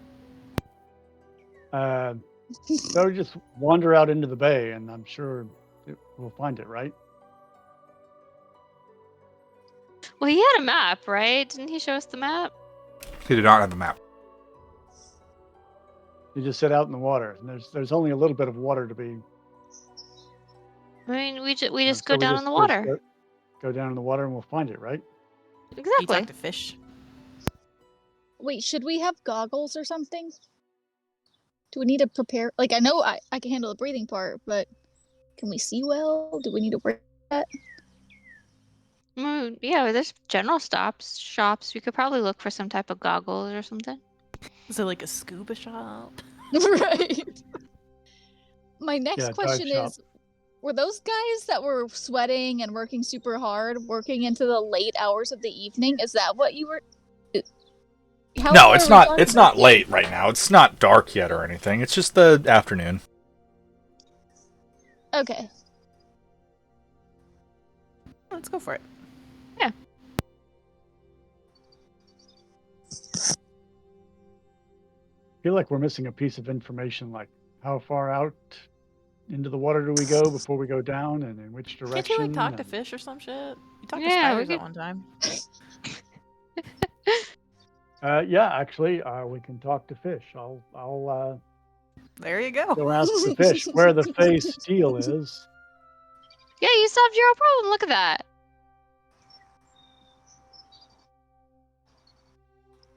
Okay, so you guys are just gonna head down to the docks and talk to some fish? Well, I thought we were gonna get goggles first. We need There's no goggles. such thing as goggles.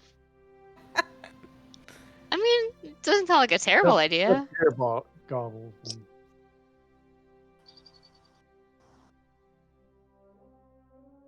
I don't know. Do we want to split the party for this? Javid goes talks to some fish. Somebody comes with them to make sure he doesn't fall in, trying to lean in and hear them. Well, we probably want to wait and to talk to the fish until we're ready to go into the water, because the fish just might lead us to where we're going. True.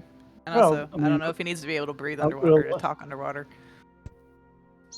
can you talk underwater? How are we going to communicate? We need to figure that out. I feel like we're nuking this. I think we just gotta go. I mean, I can talk underwater just fine let's because I don't have to see. breathe. So, but Let's see. sound travels I differently. think- That's true, I think right? as long as they're beasts. What? I said as long as they're beasts. Are You know, they're fish not not beasts? Yeah, they are. But I mean, as long as if I'm not talking to a monstrous beast or something like that, owl shark or something. I think there's just normal fish there. That would be weird. to There's not have definitely an fish. owl shark down there now. Uh, I feel like it'll all pan out. Let's just get going. all right. I mean, at least I can like talk in your minds if all things go haywire. But sound does travel underwater, though, right? Like we should be able to talk, maybe just not as far. I mean, have you talked you're- underwater before? I've dipped my. So, you ever played that game where you like scream at each other and then what did I say? Yes. All right. So, are we going to get goggles, or are we just going straight for the water? Oh wait, do my night vision goggles work? They will work. You know They what? will. You guys don't need your goggles. F it. I have goggles. You don't want goggles? That's fine. I'm ready to go talk to some fish. Go talk to fish. Yeah.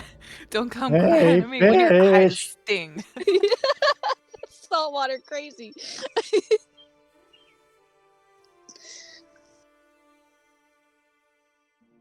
Yeah, Okay. we'll go to the water, talk to the fish. All right. You head towards one of the smaller western fishing docks. There's a few vessels here and there. Most of them are on the smaller side. You can see that the fishermen are coming in for the evening. The sun is beginning to set in the distance over the water. You approach the dockside. There's fish kind of swimming underneath it. And Javid, go ahead.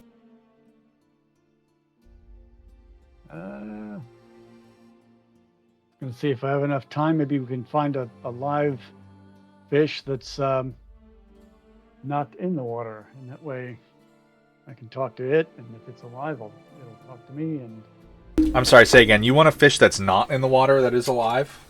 That doesn't sound like a good idea. Like they might, if they're not in the Like water. one of the it's probably- fisherman's alive? fishes? Yeah, they're probably not the best to talk to. They're Oh, probably going. no, to no, the go jail. ahead. Yeah, no, go ahead. Definitely talk to those guys.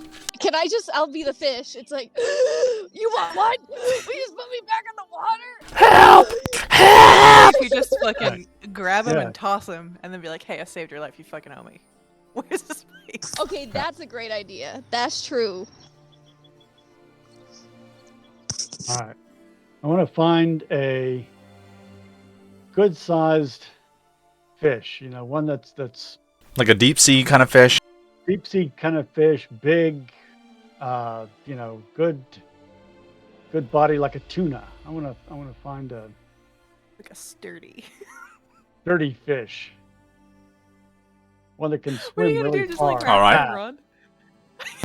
You grab one of the, head over towards one of the fishermen who's getting things out. Tuna are really large.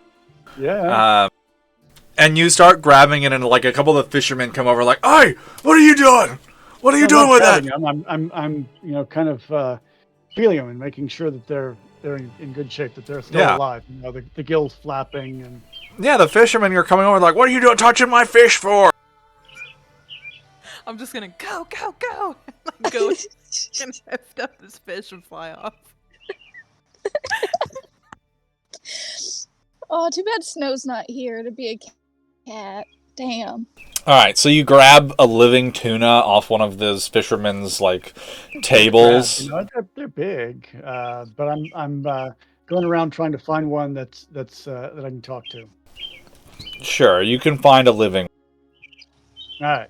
For whatever reason, the fishermen neglected to kill it after they had brought in this 8-foot tuna. Yeah, they forgot to whack it over the head. Okay. Sometimes they just let them suffocate. Yeah. You know. This one's still alive for whatever reason. So, hey, fish. You toss him in the water.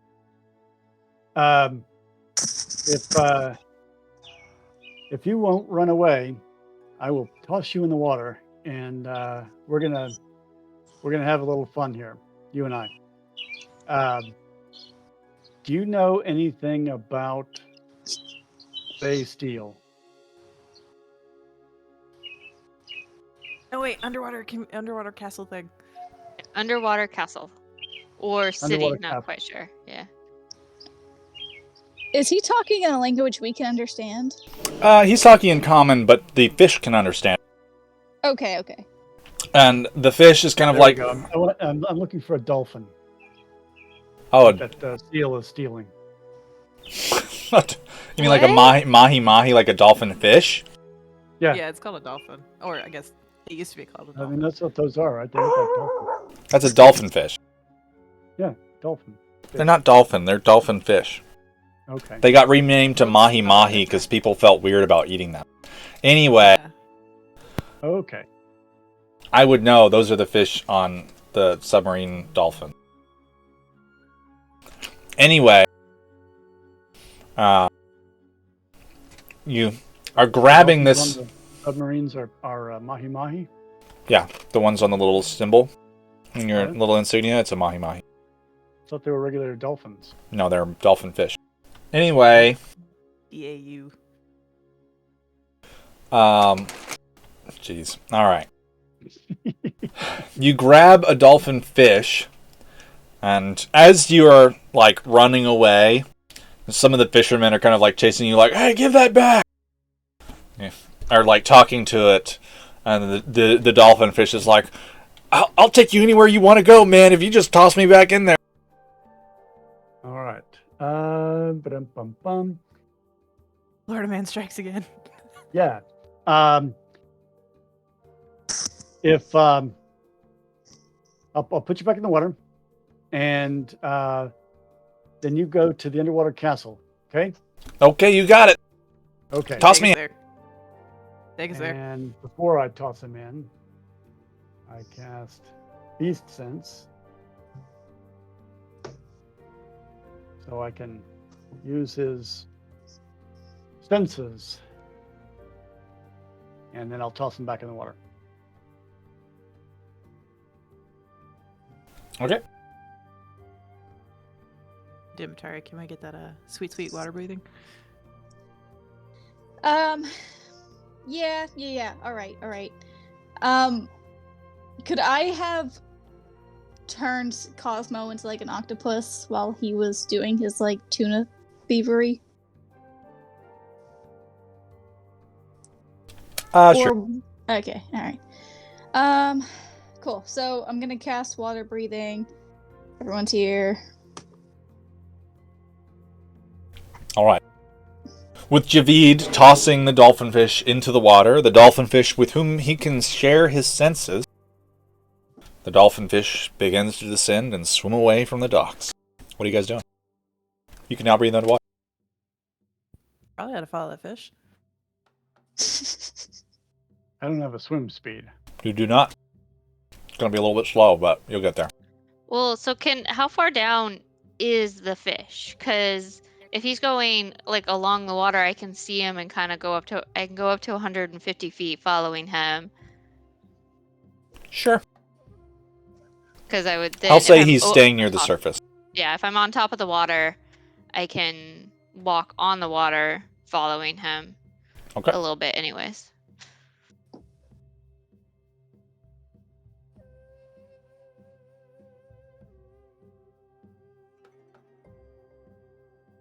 All right, we'll just walk along the seabed while Azrael's up on the top, and I'm looking through the The eyes. seabed drops off quite quickly. It is a few hundred feet deep for sure, by pretty rapidly. And, I'm holding on to Briar's shoulder because I'm using fish senses. I'm looking through the eyes of the fish. Okay, so you guys are like flying along behind. What is Walking, you don't fly. Well, Briar can fly over the top of the surface of the water. Yeah, She Briar doesn't can need to fly. swim. Okay. And so if you're Oh. holding on to Briar, then I mean technically she's real strong. She could carry you. And Demetar, what are you doing? I have donned my goggles and, like, hands clapped together and I'm diving right on in. Like, I'm full sending it. I got water breathing. I don't walk on water. I'm not fancy. I can't fly. I'm sorry. Well, I that's what could got. carry you technically-ish. I think we did the math once. And I technically can carry you specifically because you and Briar are both light enough for me to carry. Go piggyback. Yeah. So, Azrael can't walk on water. She can walk across water on her turn. Yeah, You're that's not- true. You're not, Jesus. Yeah, so let me actually wait. Where'd it go? Here we go. You can move along vertical surfaces and across liquids on your turn without falling during the move. So I imagine that just every time I move, I hop on top of the water. You do like a little sprint over the water and then you kind of sink back in. Jump back in, come back up, walk, jump back in, walk. It probably looks very weird, but to be fair, No. Azrael's travel in general always looks weird. So Fair this is a new weirdness. Okay. Could it be argued that if we're not in turn-based order, her turn is always? Maybe. Because like she's main character over here, Okay.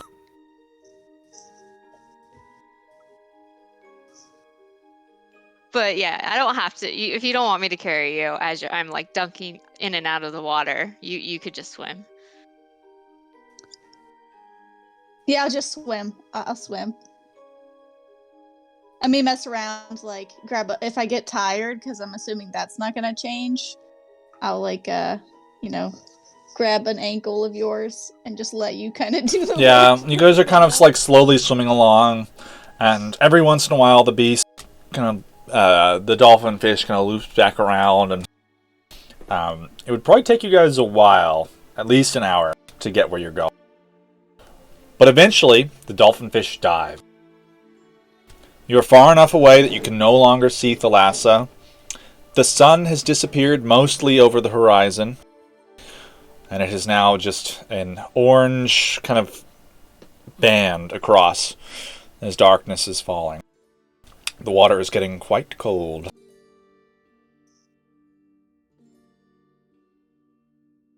Are you guys swimming down after the dolphin fish? Absolutely. All right. All right, let's do it. Does my cracked drift globe work here? Yeah. Underwater? Why not? Okay. I'll probably use that then. Okay. All right, you begin to dive and swim downwards, following the dolphin fish. It is probably about 300 feet down. You can breathe. The water is heavy. It's almost beginning to crush you now. Your movement is kind of slowed and awkward at this depth. But the dolphin fish in front of you begins to do small turns, and the light from your cracked driftglobe illuminates what looks like a stone edifice, a wall of some sort that is partially sunken into the seabed. There appears to be a number of obelisks, cracked and fallen over, and in the center of them, what used to be some kind of passageway and a door.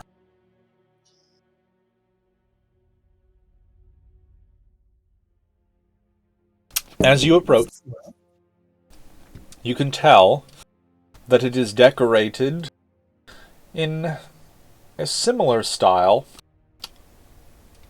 of some of the Fey buildings that you have seen in the Feywild, Briar. You recognize it as a similar decorative architectural style. But this one is strange, being made of stone and so far from home. Okay. I'm gonna signal to everybody that I recognize it, like, and then swim on in. Alright.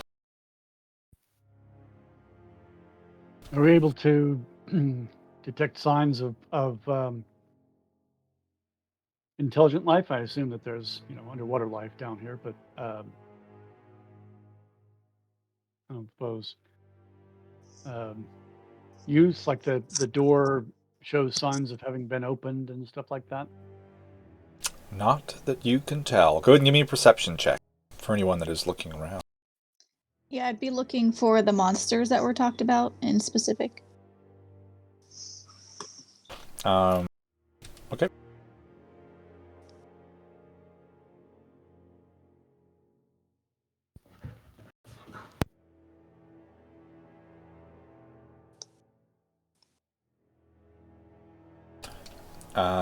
Javid, I don't see your roll.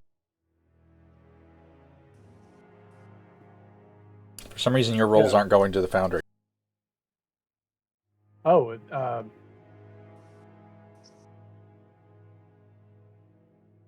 didn't notice that the game had started up again. Go ahead. I'm joining in. Tut-tut. Alright. The rest of you, Briar is swimming towards the door through the pillars. The rest of you looking around into the dark abyss of the ocean.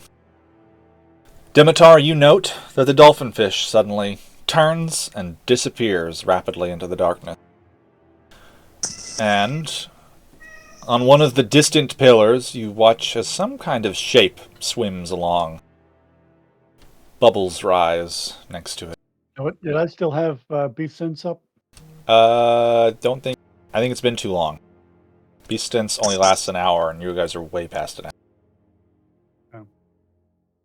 I'm gonna take a minute to like mind link, I guess, with everyone, and let them know like I think there's something dangerous nearby. As soon as you mind link with them and say that, there's another shape to your left, and another. And you watch as these huge figures, kind of like webbed hands, grasp the stone, pull themselves out, and you see these strange mermen, covered in thin, jagged-looking teeth. And one of them produces a harpoon, and I need you guys to roll for initiative.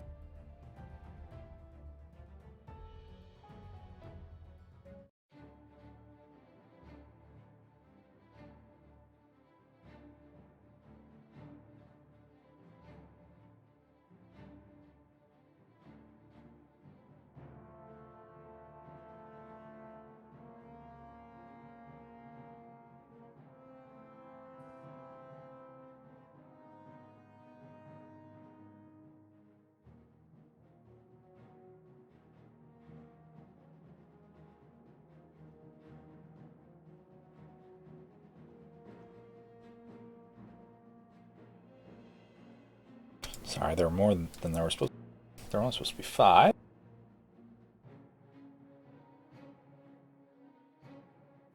Sorry, I didn't have my token selected.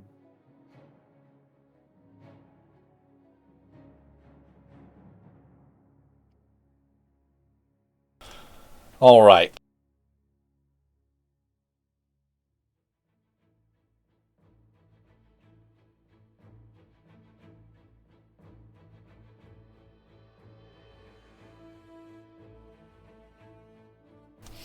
Javid, it is your turn. Remember that we are underwater. That's disadvantage on attacks, right? Let's pull up the rule. It's been a while since we fought underwater.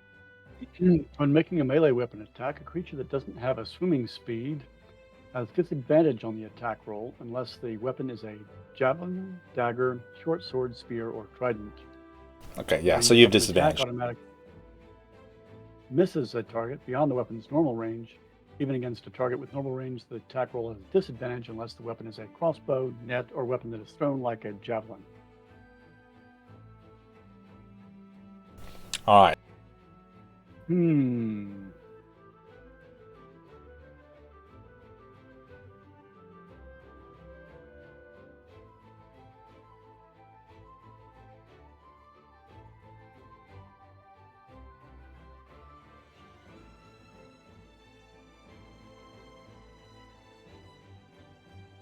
It is your turn, Javid.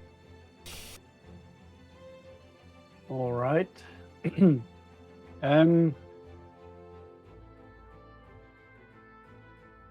Do any of these guys seem like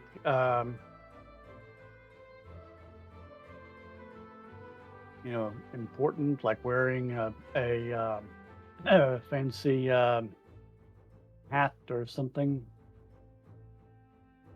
No. Yeah. This is what they look like. Literally mer people. But way nasty. All right. Well, I guess diplomacy is out. So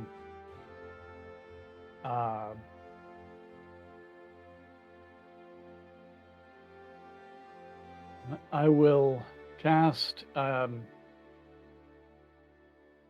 Hunter's Mark and on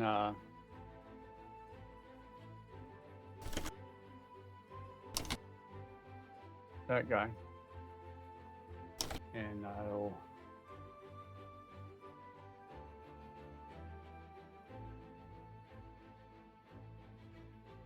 see what happens when we shoot him. Which guy are you attacking? The one right in front of us. This guy. That one. Okay, got it. Thank you.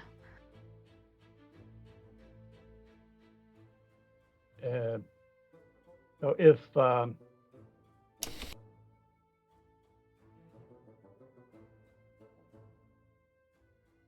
that hits, then with Hunter's Mark and regular damage, that's a 12. And does that hit? Your 16? That does. Yes. All right. I'm gonna shoot him again. All right. Your arrow streaks through the water, grazing the marrow. He kind of like growls and sends up a cloud of bubbles.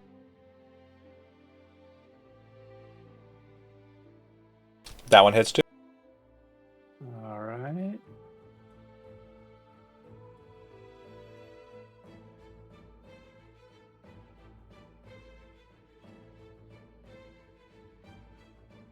And we'll use my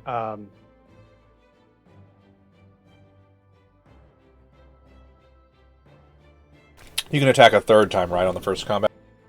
Urge of yes. To attack a third time. And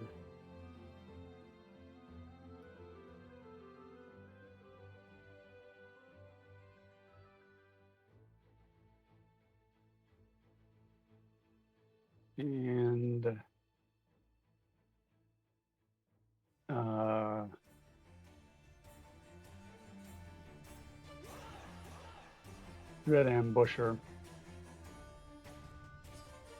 There we go. All right. What is that? 20. All right. The third arrow sinks directly into the creature's chest, and it just begins to drift. This like cloud of blood pouring.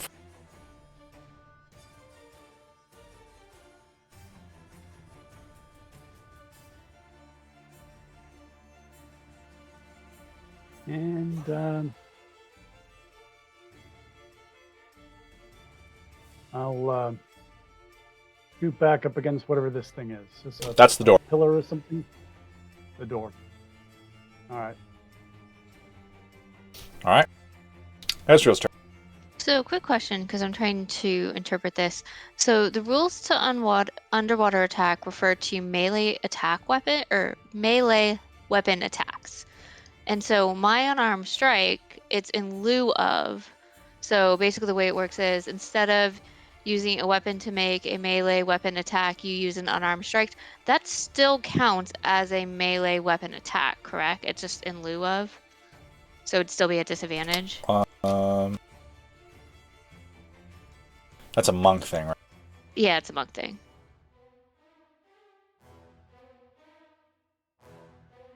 So I'm pretty sure it's still at advantage. I just wanted to confirm.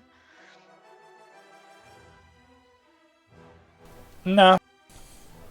Not a disadvantage? Okay, then I'll just run up and hit the guy. So yeah. It doesn't call it a weapon attack. Okay.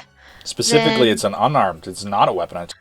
Yeah, it's just because it says, right, instead of making a melee weapon attack, you can use an unarmed strike. I was just wanted to confirm.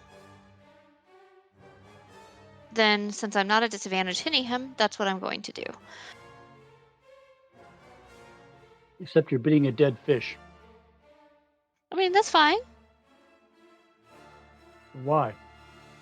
Oh, he's dead? Like dead? He's dead. Oh. Okay, then I will go and attack this one over here. That one.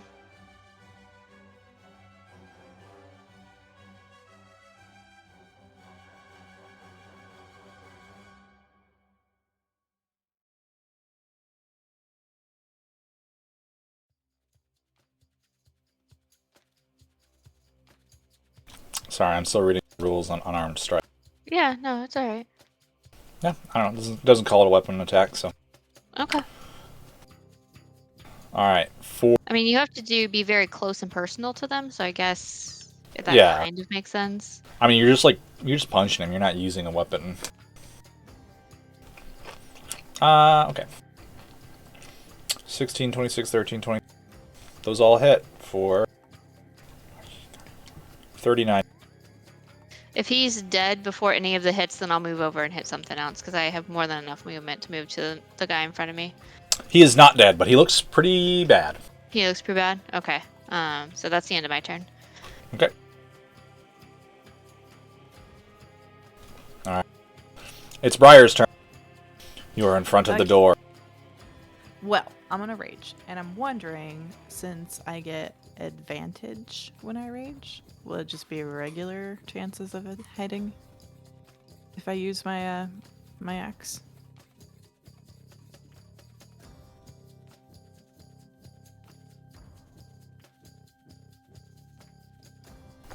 Let me just check. If you do have advantage, it would be just a straight. But Wait. Okay, so never mind. It says melee damage. Never mind. yeah. So you don't have advantage on all. You just have a bonus. Okay. This is fine. I don't know if I remember how to clear into rage. Let me see. It says I'm already raging. Yeah. Whoops. Okay. So I'm going to rage, and then I'm gonna roll on this table over here.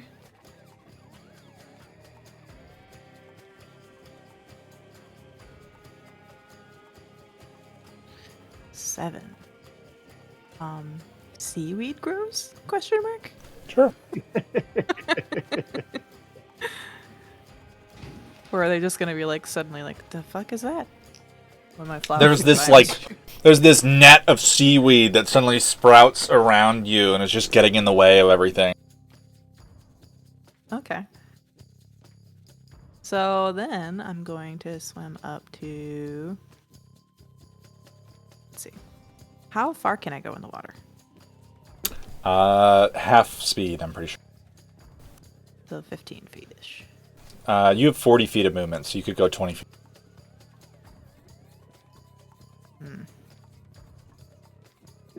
That 10, 15, 20. Okay, well, suppose I will go 5, 10, 15, 20-ish. Right here. No, one more. Right there. Okay, perfect. And then throw a javelin at this guy. Okay. You don't have a disadvantage on that. That is one of the specific things you do not have disadvantage on, so you can go ahead and just throw that. I was just hoping to use my axe, that's all. Okay. Oop. That hits. Go ahead and roll your damage.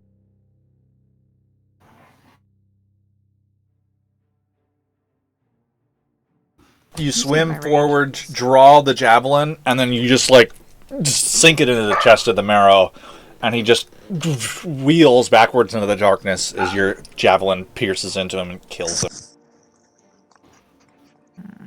And could I hit this guy? Or is this like a pillar or something in my way? That is a pillar in the way.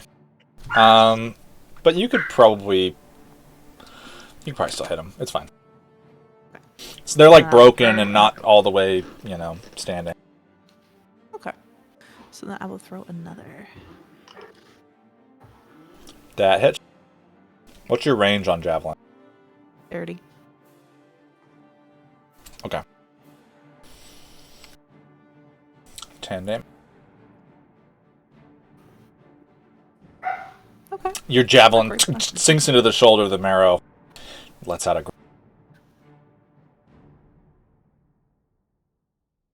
And then wait, I don't know if this will be an action.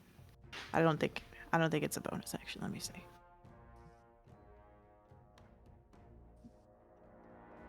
Okay, never mind. It's an action. I'll do it next time. Okay, I'm done. Okay.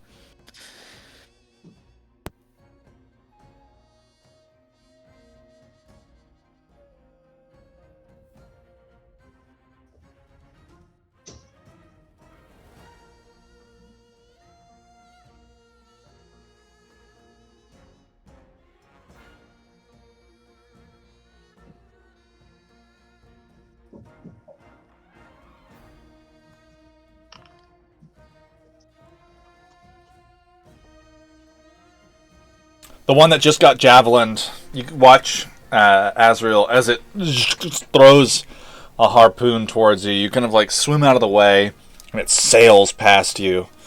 And then the marrow begins drawing it back, just rapidly pulling it back towards itself. One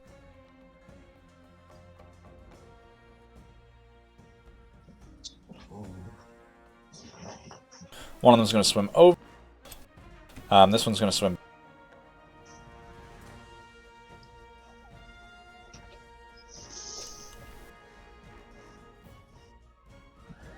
Javid, one of the other marrow is attacking.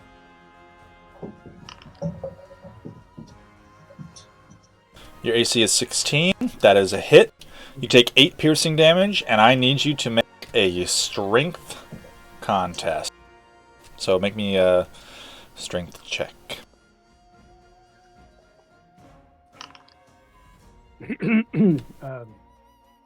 Athletics or straight? It's just strength. It just says strength.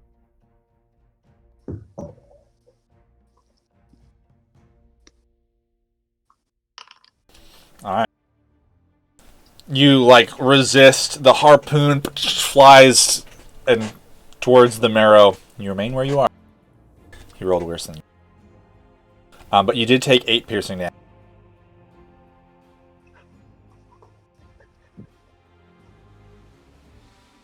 He's going to swim the rest of the way towards you. Actually, he couldn't get all the way. He can only get to there.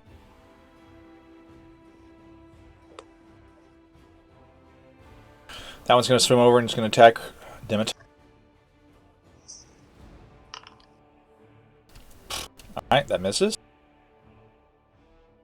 You kind of like swim out of the way as it sails over you, and the marrow is going to back.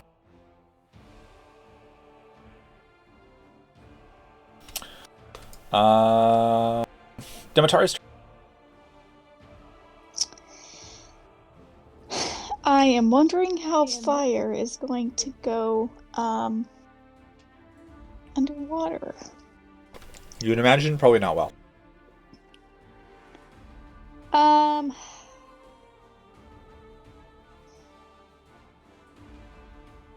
So I guess I want to use Twin Spell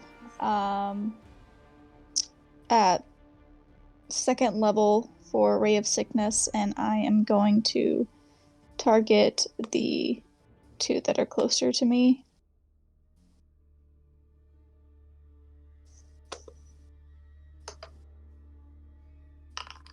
Oh, well.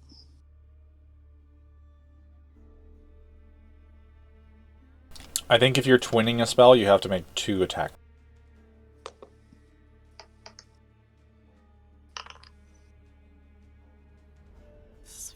Strangely the same. That's a meta magic thing. How do you? It's a feat I have. I just hardly ever use it. All right. Okay. And then do I need to roll 2 separate damage? Hold on, I got.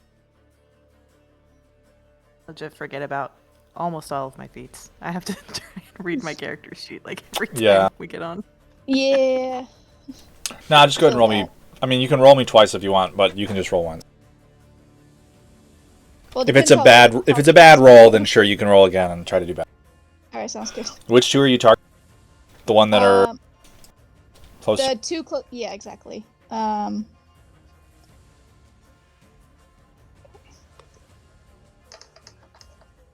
Yeah, I'm rolling again. Okay.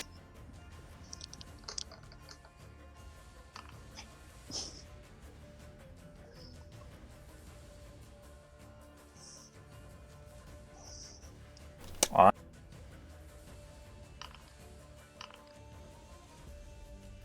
And that's. And they are both.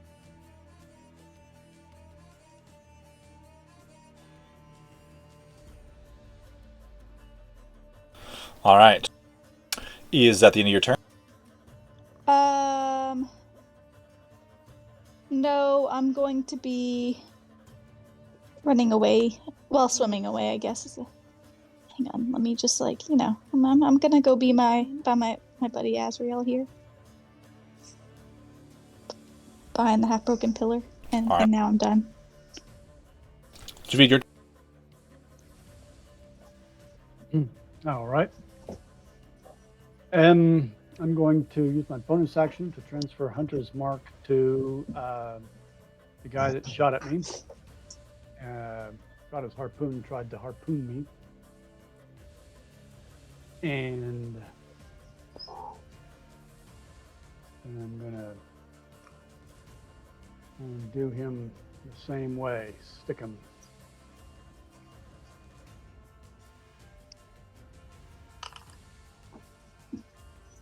that hits.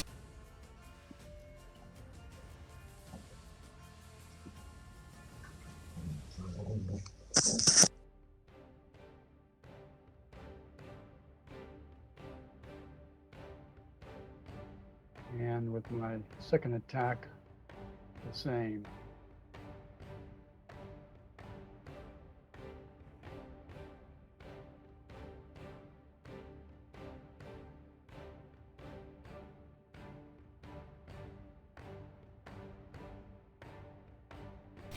Those both hit, yep.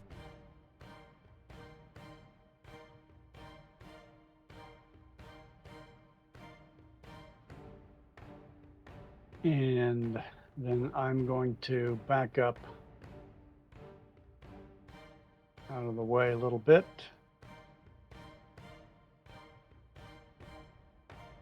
What's the lighting like in here? The lighting is 30 feet from Briar?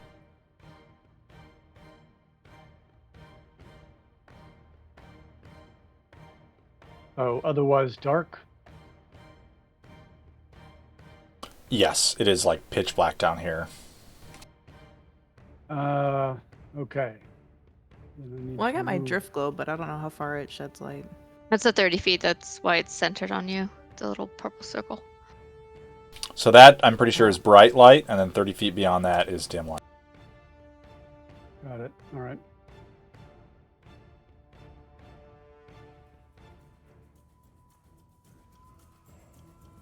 And that's it for me. Okay. Azrael turn. So it doesn't look like, well, we could move up to, or any of it, this one's badly injured, right? I'm gonna use my told the dead. I'm gonna use told the dead on that guy. Okay.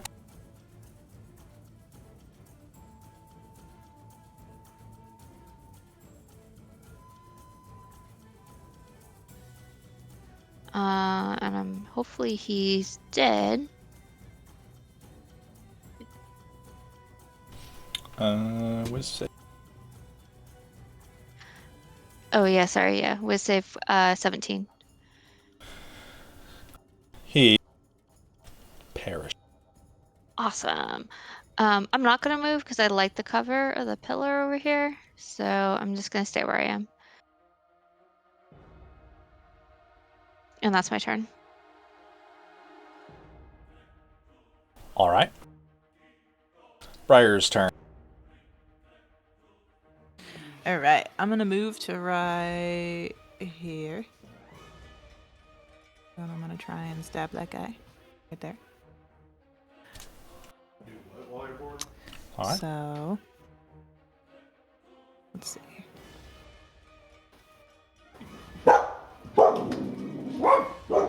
That's me. Oh. Chris must be home.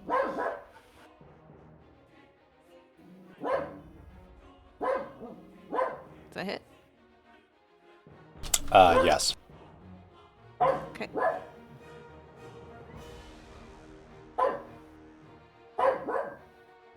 And then I'll do it again. That also.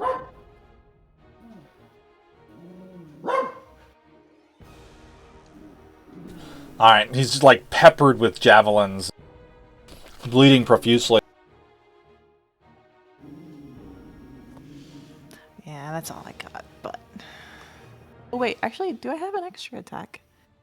I don't know. Because I'm not using my axe? Looks like you can only attack twice. I had a bonus action. Oh, hand axe. Okay. Yeah. Okay, Alright. never mind. That's it then.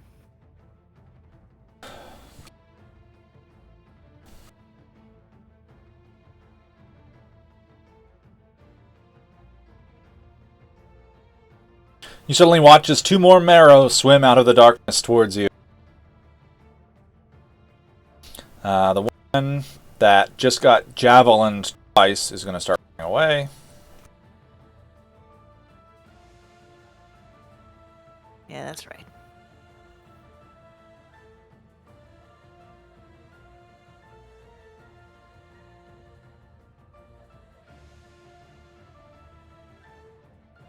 This one's going to swim up, and he's going to try to attack Demeter.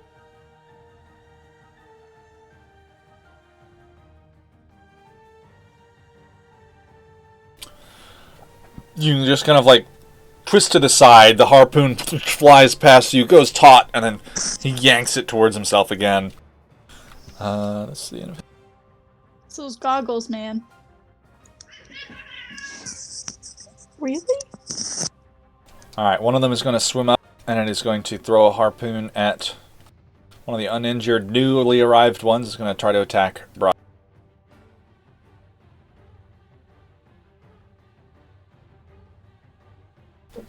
Miss. Another one is going to swim down and get within range, and it is going to attack you with its claws. and teeth.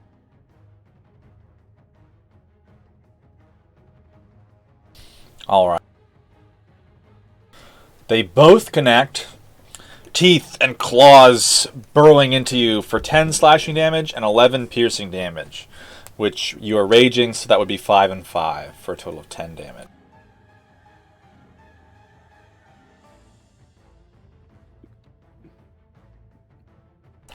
Demetari's turn.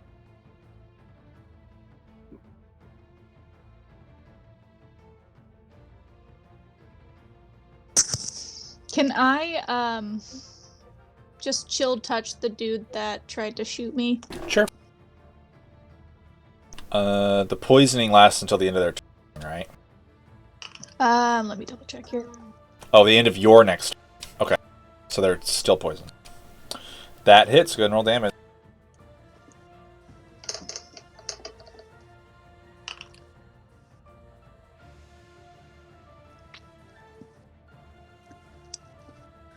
Okay, and so he's basically restrained, right? Considering it clings to him. No. Oh, I don't understand. He how can't that works regain then. hit points. Okay. Was that door opened? No.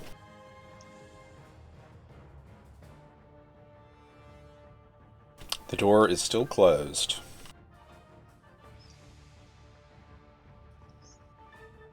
Okay. Is there a way that I can possibly, because I know we don't really include Gamby in the roll, but could I just have him take my movement to swim over there and see if he can get the door open? Sure, you could, as a bonus action, have him swim over there and start investigating the door.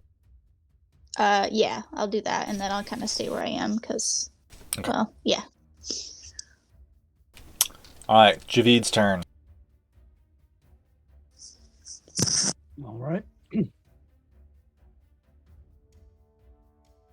Well, I'll use my bonus action to transfer Hunter's Mark to this one, who is encroaching and threatening and chucking harpoons at my friends. And then I will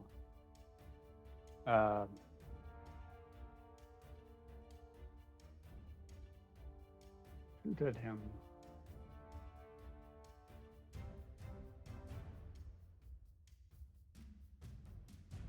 That hit.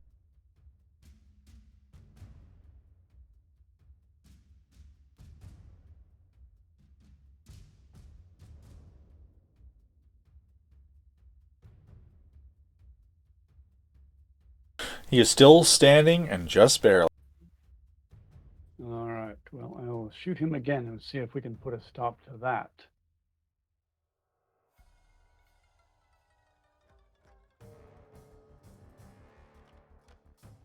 Alright, your second arrow pierces through him, and he begins to sink to the bottom.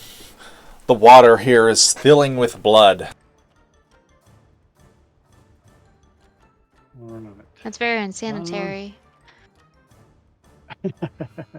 Right. Yeah, I feel like the water here is pretty septic. You know that That's it for me. things poop themselves when they die, and we're worried about the blood? Both of those are very unsanitary. Azrael's turn. Alright, well, I'll move over here, flank with Briar, and then just punch him. Did I get attacked earlier?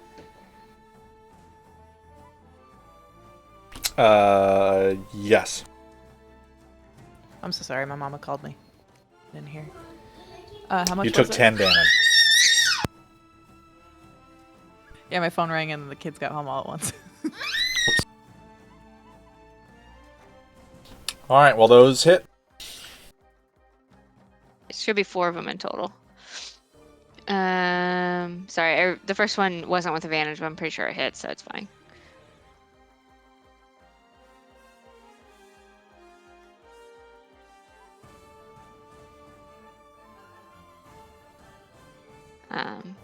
And then that's the end of my turn. 32 damage as you just bludgeon, like crunching the scales of the marrow. Briar, it's your turn. Alrighty. So that guy's dead, yeah? The one next to you, he is not dead. He's not. Oh, okay. Which one? You hit one earlier and he swam away. He ran away. Yeah. Oh, okay. And Well, then I'm gonna- Javid killed one over in the other area. But this guy, you could probably kill him. Can I retroactively roll on the barbarian table? Sure. If you would like a new ability. Yeah. Oh, I'm colorful. Nice. You have +1 to your AC. Okay. And then I'm gonna jab at this guy. All right.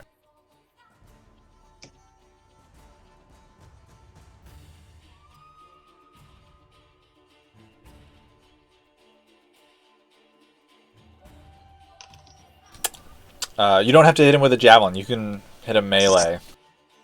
It would just be a straight roll. Okay. I'll do that then. That does hit. So go ahead and roll it. Okay.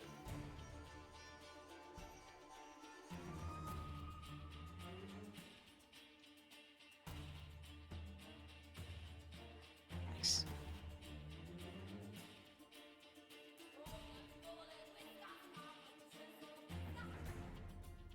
Six damage. And with that, you cleave the marrow in two. There's bisected chunks floating away. Regret. That sounds very gross. Chum the waters here. Yeah, the water is And full then of I chunks.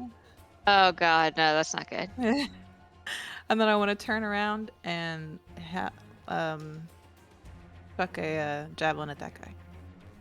Okay, go for it. Thank you.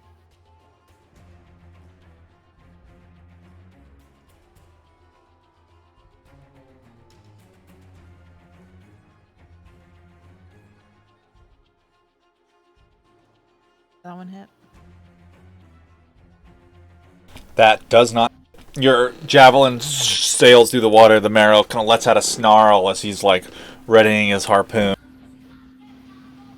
Oh, okay. Okay.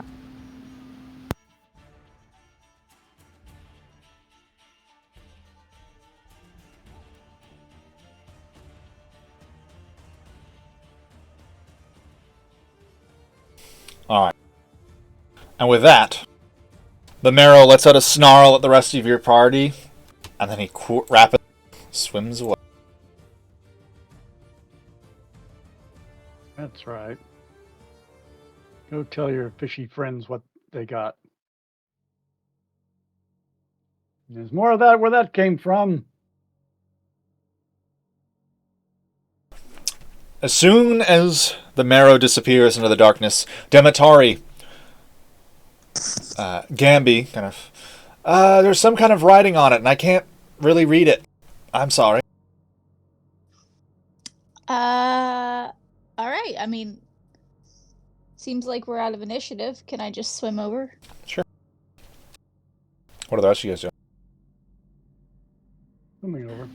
I'm gonna go up to Demetari and I'm gonna give her a little kiss on the forehead and I'm going to give her back a spell slot. Nice. Nice. Yeah, I always forget I can do that. Let's see. A little smooch on the head, and your magic is restored. Yep. Well, I she has feel all to warm roll and it. fuzzy inside now. Yeah, you roll a D3, I think, and then you get back. Yeah. Okay. Roll a D3. The creature regains one expended spell slot, the level of which is equal the number rolled or lower. Your choice. Okay, wait. I'm kind of lost. You said a D3? Yeah. That's what it says. D3. You I don't know what can that looks like, but You can just roll a D. Look at This that. I feels rolled- like somebody asked me to go get windshield wiper or like blinker fluid or something. I rolled you a 3. Thank you. Javid, do you need a little kiss too? I am only lightly injured. I took one harpoon hit. Well, this is for magic. Do you have any spell slots expended? I did expend a spell slot to use Hunter's Mark. So if you were I don't think that's a handing spell out, slot. I think that's a hunter's mark slot. yeah, Well, what about when you like it, talk it's a to the spell fish slot. and stuff? Those don't use spell slots. I only get those back after a long rest. Okay, cool beans. Okay, so sorry, I was so caught up on the D3 thing. Now, you were saying that it like, how does the spell slot recovery work? You get either a third level spell or lower. It's up to you. Oh, gotcha. Okay, I thought it cool. was like any combination of the number of spell levels that you rolled. It says one expended spell slot, the level of which equals the number rolled or lower. Okay. Choose choice. So yeah, Okay. you can regain up to a third level spell slot, just one. Got it. Yeah. All right. And then after we take a short rest, I could give you another. Oh no, I mean I'm okay. That kiss was magical, literally, and I think we're good now. Yeah. All right. All right. So, Oh, in front of the door, Gamby is kind of inspecting it, and you can tell that there is some writing on it. It is mostly a strange, ornate style of stone-carved vines and other things etched across the face of it. does anything make any sense at all? Yeah, you don't think it's a Is this language you can... language? Is it one that I can speak? Yeah. Briar and Javid can speak it. You recognize that it is Sylvan, a very old dialect of Sylvan. And it identifies this location as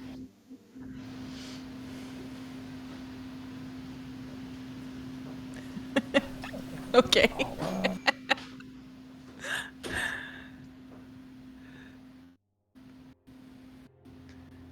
Sorry, Chris just came walking. I didn't know I wasn't muted. Chris just came walking through with the flamingo, but it was behind his back, and I kind of looked at him and he held the flamingo and kept walking. Oh, you have to send a picture of that. Okay.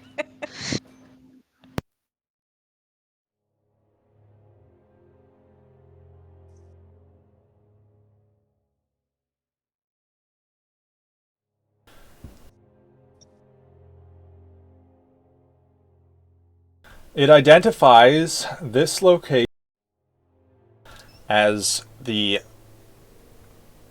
prison of Dim Hollow.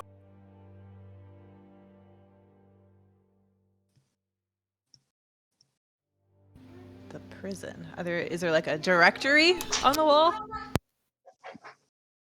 Does that sound familiar at all? Like any of the ancient lore stories? You can go and give me a history.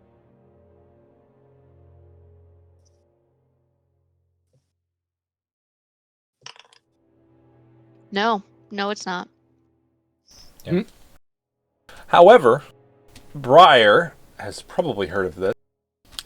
Dim Hollow is the demi-plane that is home to the Autumn Court of one of the courts of the Fae.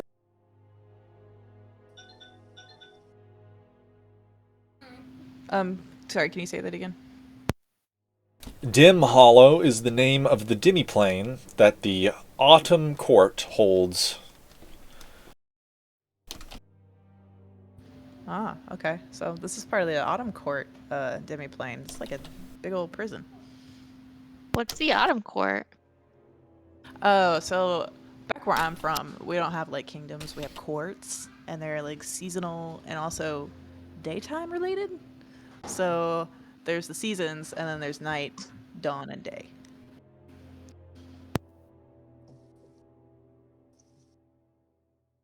So, are you part of that court? Ah, no. I just kind of live on like the outsides of the court. But Which yeah, court? from basically the fall court, yeah. Yeah. The swamp is on the outskirts of the fall court. So it's your court. Well, it's not my Well, court. I mean, Trust me, I ain't part of the but court. Briar's a nobility. She wouldn't be on the court, right? Unless she was a tennis player. Yeah, no, we don't have a court. We're kind of just occupants of the land.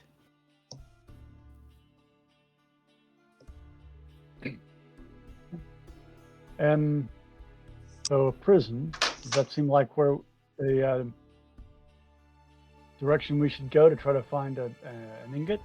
That makes sense to you, Briar? Yeah, I was kind of hoping there was like a directory on the wall that's like, you know, the Here be ingots. yeah, like that way for the infirmary, that way for the blacksmith. You know. You do not note anything of the sort. Azrael, as the four of you are inspecting the door, you suddenly know a very large gray shape in the darkness above you, at the edge of Briar's light. It is only visible for a moment, but it is massive. There's a big shape. I just saw a big shape. Very scary big shape over there. Maybe Right. we should just go in. maybe we Go in, yeah. Is the door open? Ooh, Javid, you wanna press the door and nothing happens. Go ahead, Briar. I wanted to ask Dawn if she could sense the metal. Is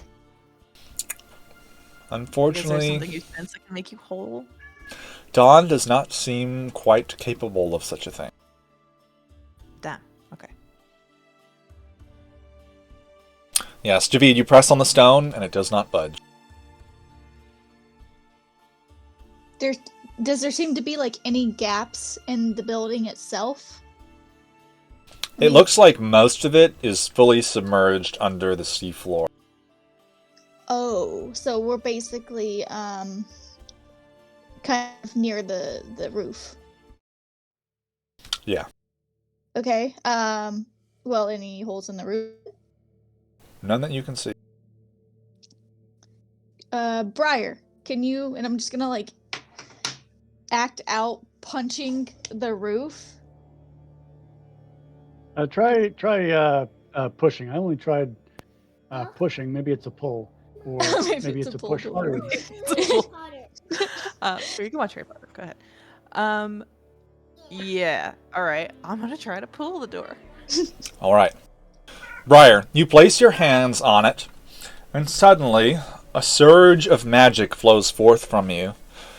The kind of engravings and figures on the door begin to glow and spread outwards. And there's a shudder. Sea dust kind of lifts up. The door begins to swing open. It only gets a short ways. You can see it kind of jams. But it is open enough for you to squeeze. Azrael, as soon as the door shudders and slams to a stop, you watch as this massive shark swims across at the edge of the columns and eats in one bite one of the bodies of the marrow. I meant to say, can I pick back up my javelins? Not those ones. Do you see the shark? You see the shark? Shark bad.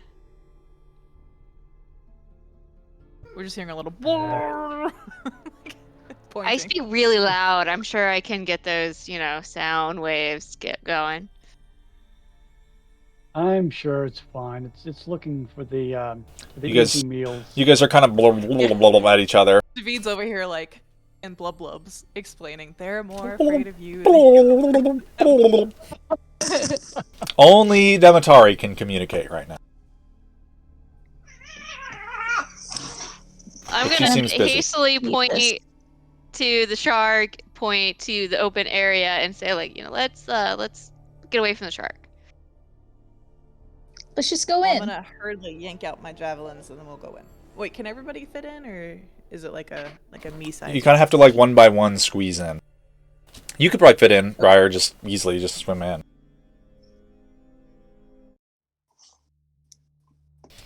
Alright. You grab a couple of your, you'd only probably able to get two of them back from the nearest marrow, as you're kind of trying to keep an eye out, and you watch as the shark eats another one on the other side of the column. and the other 3 of you are squeezing through the opening into the prison. And at last, Briar slides in behind and joins you inside. The shark is now outside, away from your worries, and you're within the prison. Which is a great place to be. Yeah. Okay. Well then, I guess let's start looking around. Yeah, I would guess ingots to be in some kind of smithy store place. Does the prison have a? You guys are It still looks like underwater. a, You guys are still Wow. unable to communicate. Just gonna motion everybody along then. Let's just start swimming. yeah, we're gesturing.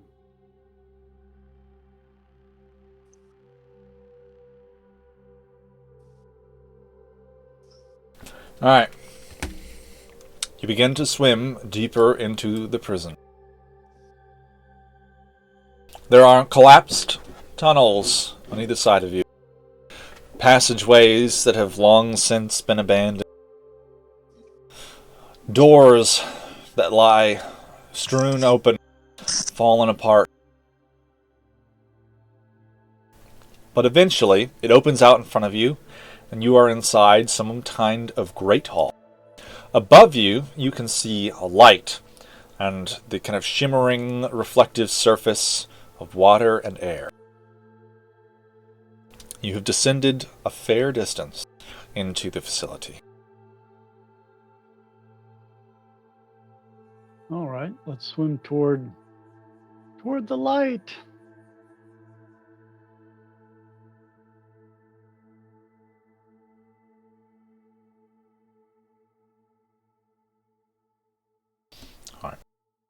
You breach the surface. The air is damp and chill. Around you, there are columns rising out of the water and holding up a vaulted ceiling above you. About 20 feet in front of you, at the edge of the water, there appears to be what is left of a platform and somewhere where you can walk. On the platform, there are strange glowing mushrooms, illuminating what appear to be 3 doors. In the center of this far wall, the door is massive, probably about 15 feet high, 10 feet wide. It is stone and well encased in kind of like vines and other carved growth across the face of it. The other 2 doors, to your right and left on the other walls of this platform, they look small, normal, mundane compared to the center one. I'm Quick feeling the question. center one. Do these mushrooms look like the mushrooms in Tovar Deep, or are they like more Fey type mushrooms? These kind of look weird. They're like got a strange shape to them, and the head of the mushroom kind of like is pointy but dripping at the same time. It's just a rather peculiar shape. They definitely do not look edible, to be very clear. Am I familiar with these ones? Because I'm like very familiar with mushrooms You- back home. Probably have. They might look familiar to you. They're probably similar to glow mushrooms you've seen before. They're not edible. They're more of like a, they keep dark places illuminated. These just look a little bit odd. Okay.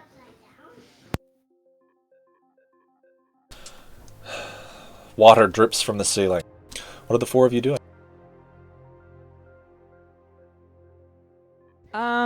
Picking a door.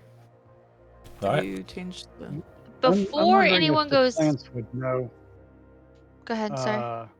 which of these doors is likely to be profitable for us, and I'm thinking they probably don't know anything about that. They can only tell me about what's happened in the last day. I was just thinking we probably ought not to split up since we can't communicate with each other down here. Well, I mean, we're you're not. in air. Yeah, you're in air now. You guys can talk. Oh, But I sorry. still don't think we should split up. But Before Yeah. anyone really touches anything, I want to look for traps. Okay.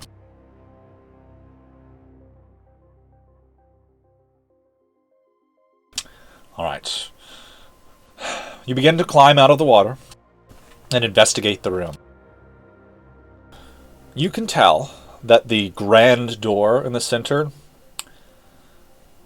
it's unclear what it is exactly, but there is some kind of warding on it, a magical form.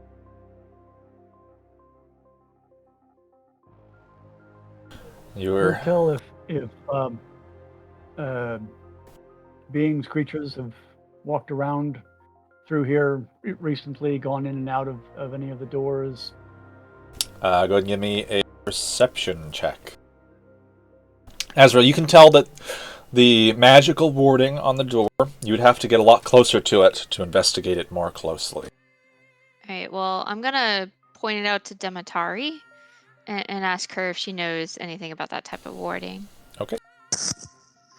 I will refrain from touching, but I will definitely get in closer to investigate. Okay, are you going to read the glyph? Oh, I'm gonna try to. Sure. All right. Is it in Sylvan again?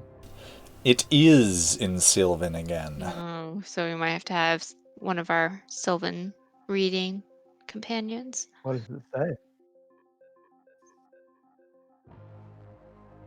Yeah, I mean, I don't Is think I someone can do going it. to go read it? Yes. Read it. Yeah. In the process of wandering around and looking at the looking for tracks using my superb tracking skills, I'll stop by the door and say, "Oh, look, I can read that."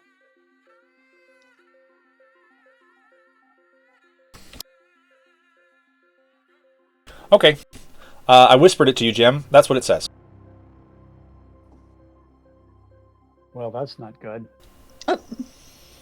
Oh. You say that all So out? nobody come closer. All right. Well, Not as soon as get you close to finish the reading door. it, the glyph activates. Really? Uh, How far? Is it like 30 feet? Like, I mean, you don't have to be very far to read things. Or, I mean, very close to read things is the correct language. Well, I mean, depends how tiny the font is, I guess. He's an older gentleman. Maybe he he has to Apparently, like. Javid's quite young, I was told. Oh, is he? Yeah. yeah, he's fairly young.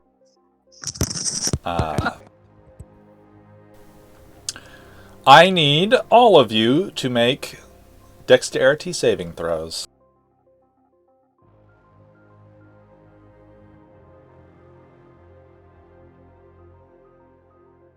Negative. All right.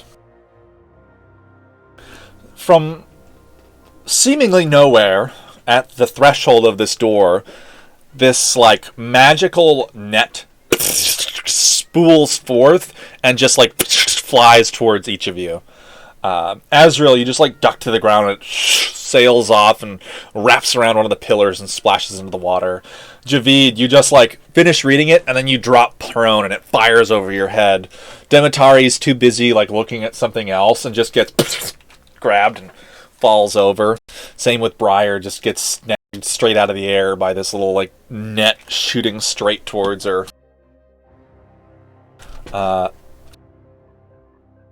Does it do any harm to them, or is it just kind of trap them? They are now grappled and restrained. At the same time, you watch as the water begins to ripple and large stone creatures begin to crawl forth. Hold on, I gotta draw the map. Actually, it's 1830. We'll go ahead and actually stop here for the... Okay. That was a good one. Yeah, that was quite nice, especially with the trap that sets as soon as you read. That's quite. Yeah, that's messed up. What did it say?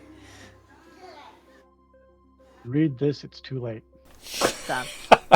That's terrible. That's absolutely him. terrible. There you go. All right. So the next time is, you said May 7th is when we're playing? Yes. It's going to be a little bit. Although I actually do have to go to work that day, so I'm not sure when I'll be Oh. playing. Interesting. Okay, Okay. well, just keep give us us updated. what's going on. So, Okay. all right. Well, I hope you guys had fun. I'll see you guys in a couple weeks, probably. Yep. Bye. All right.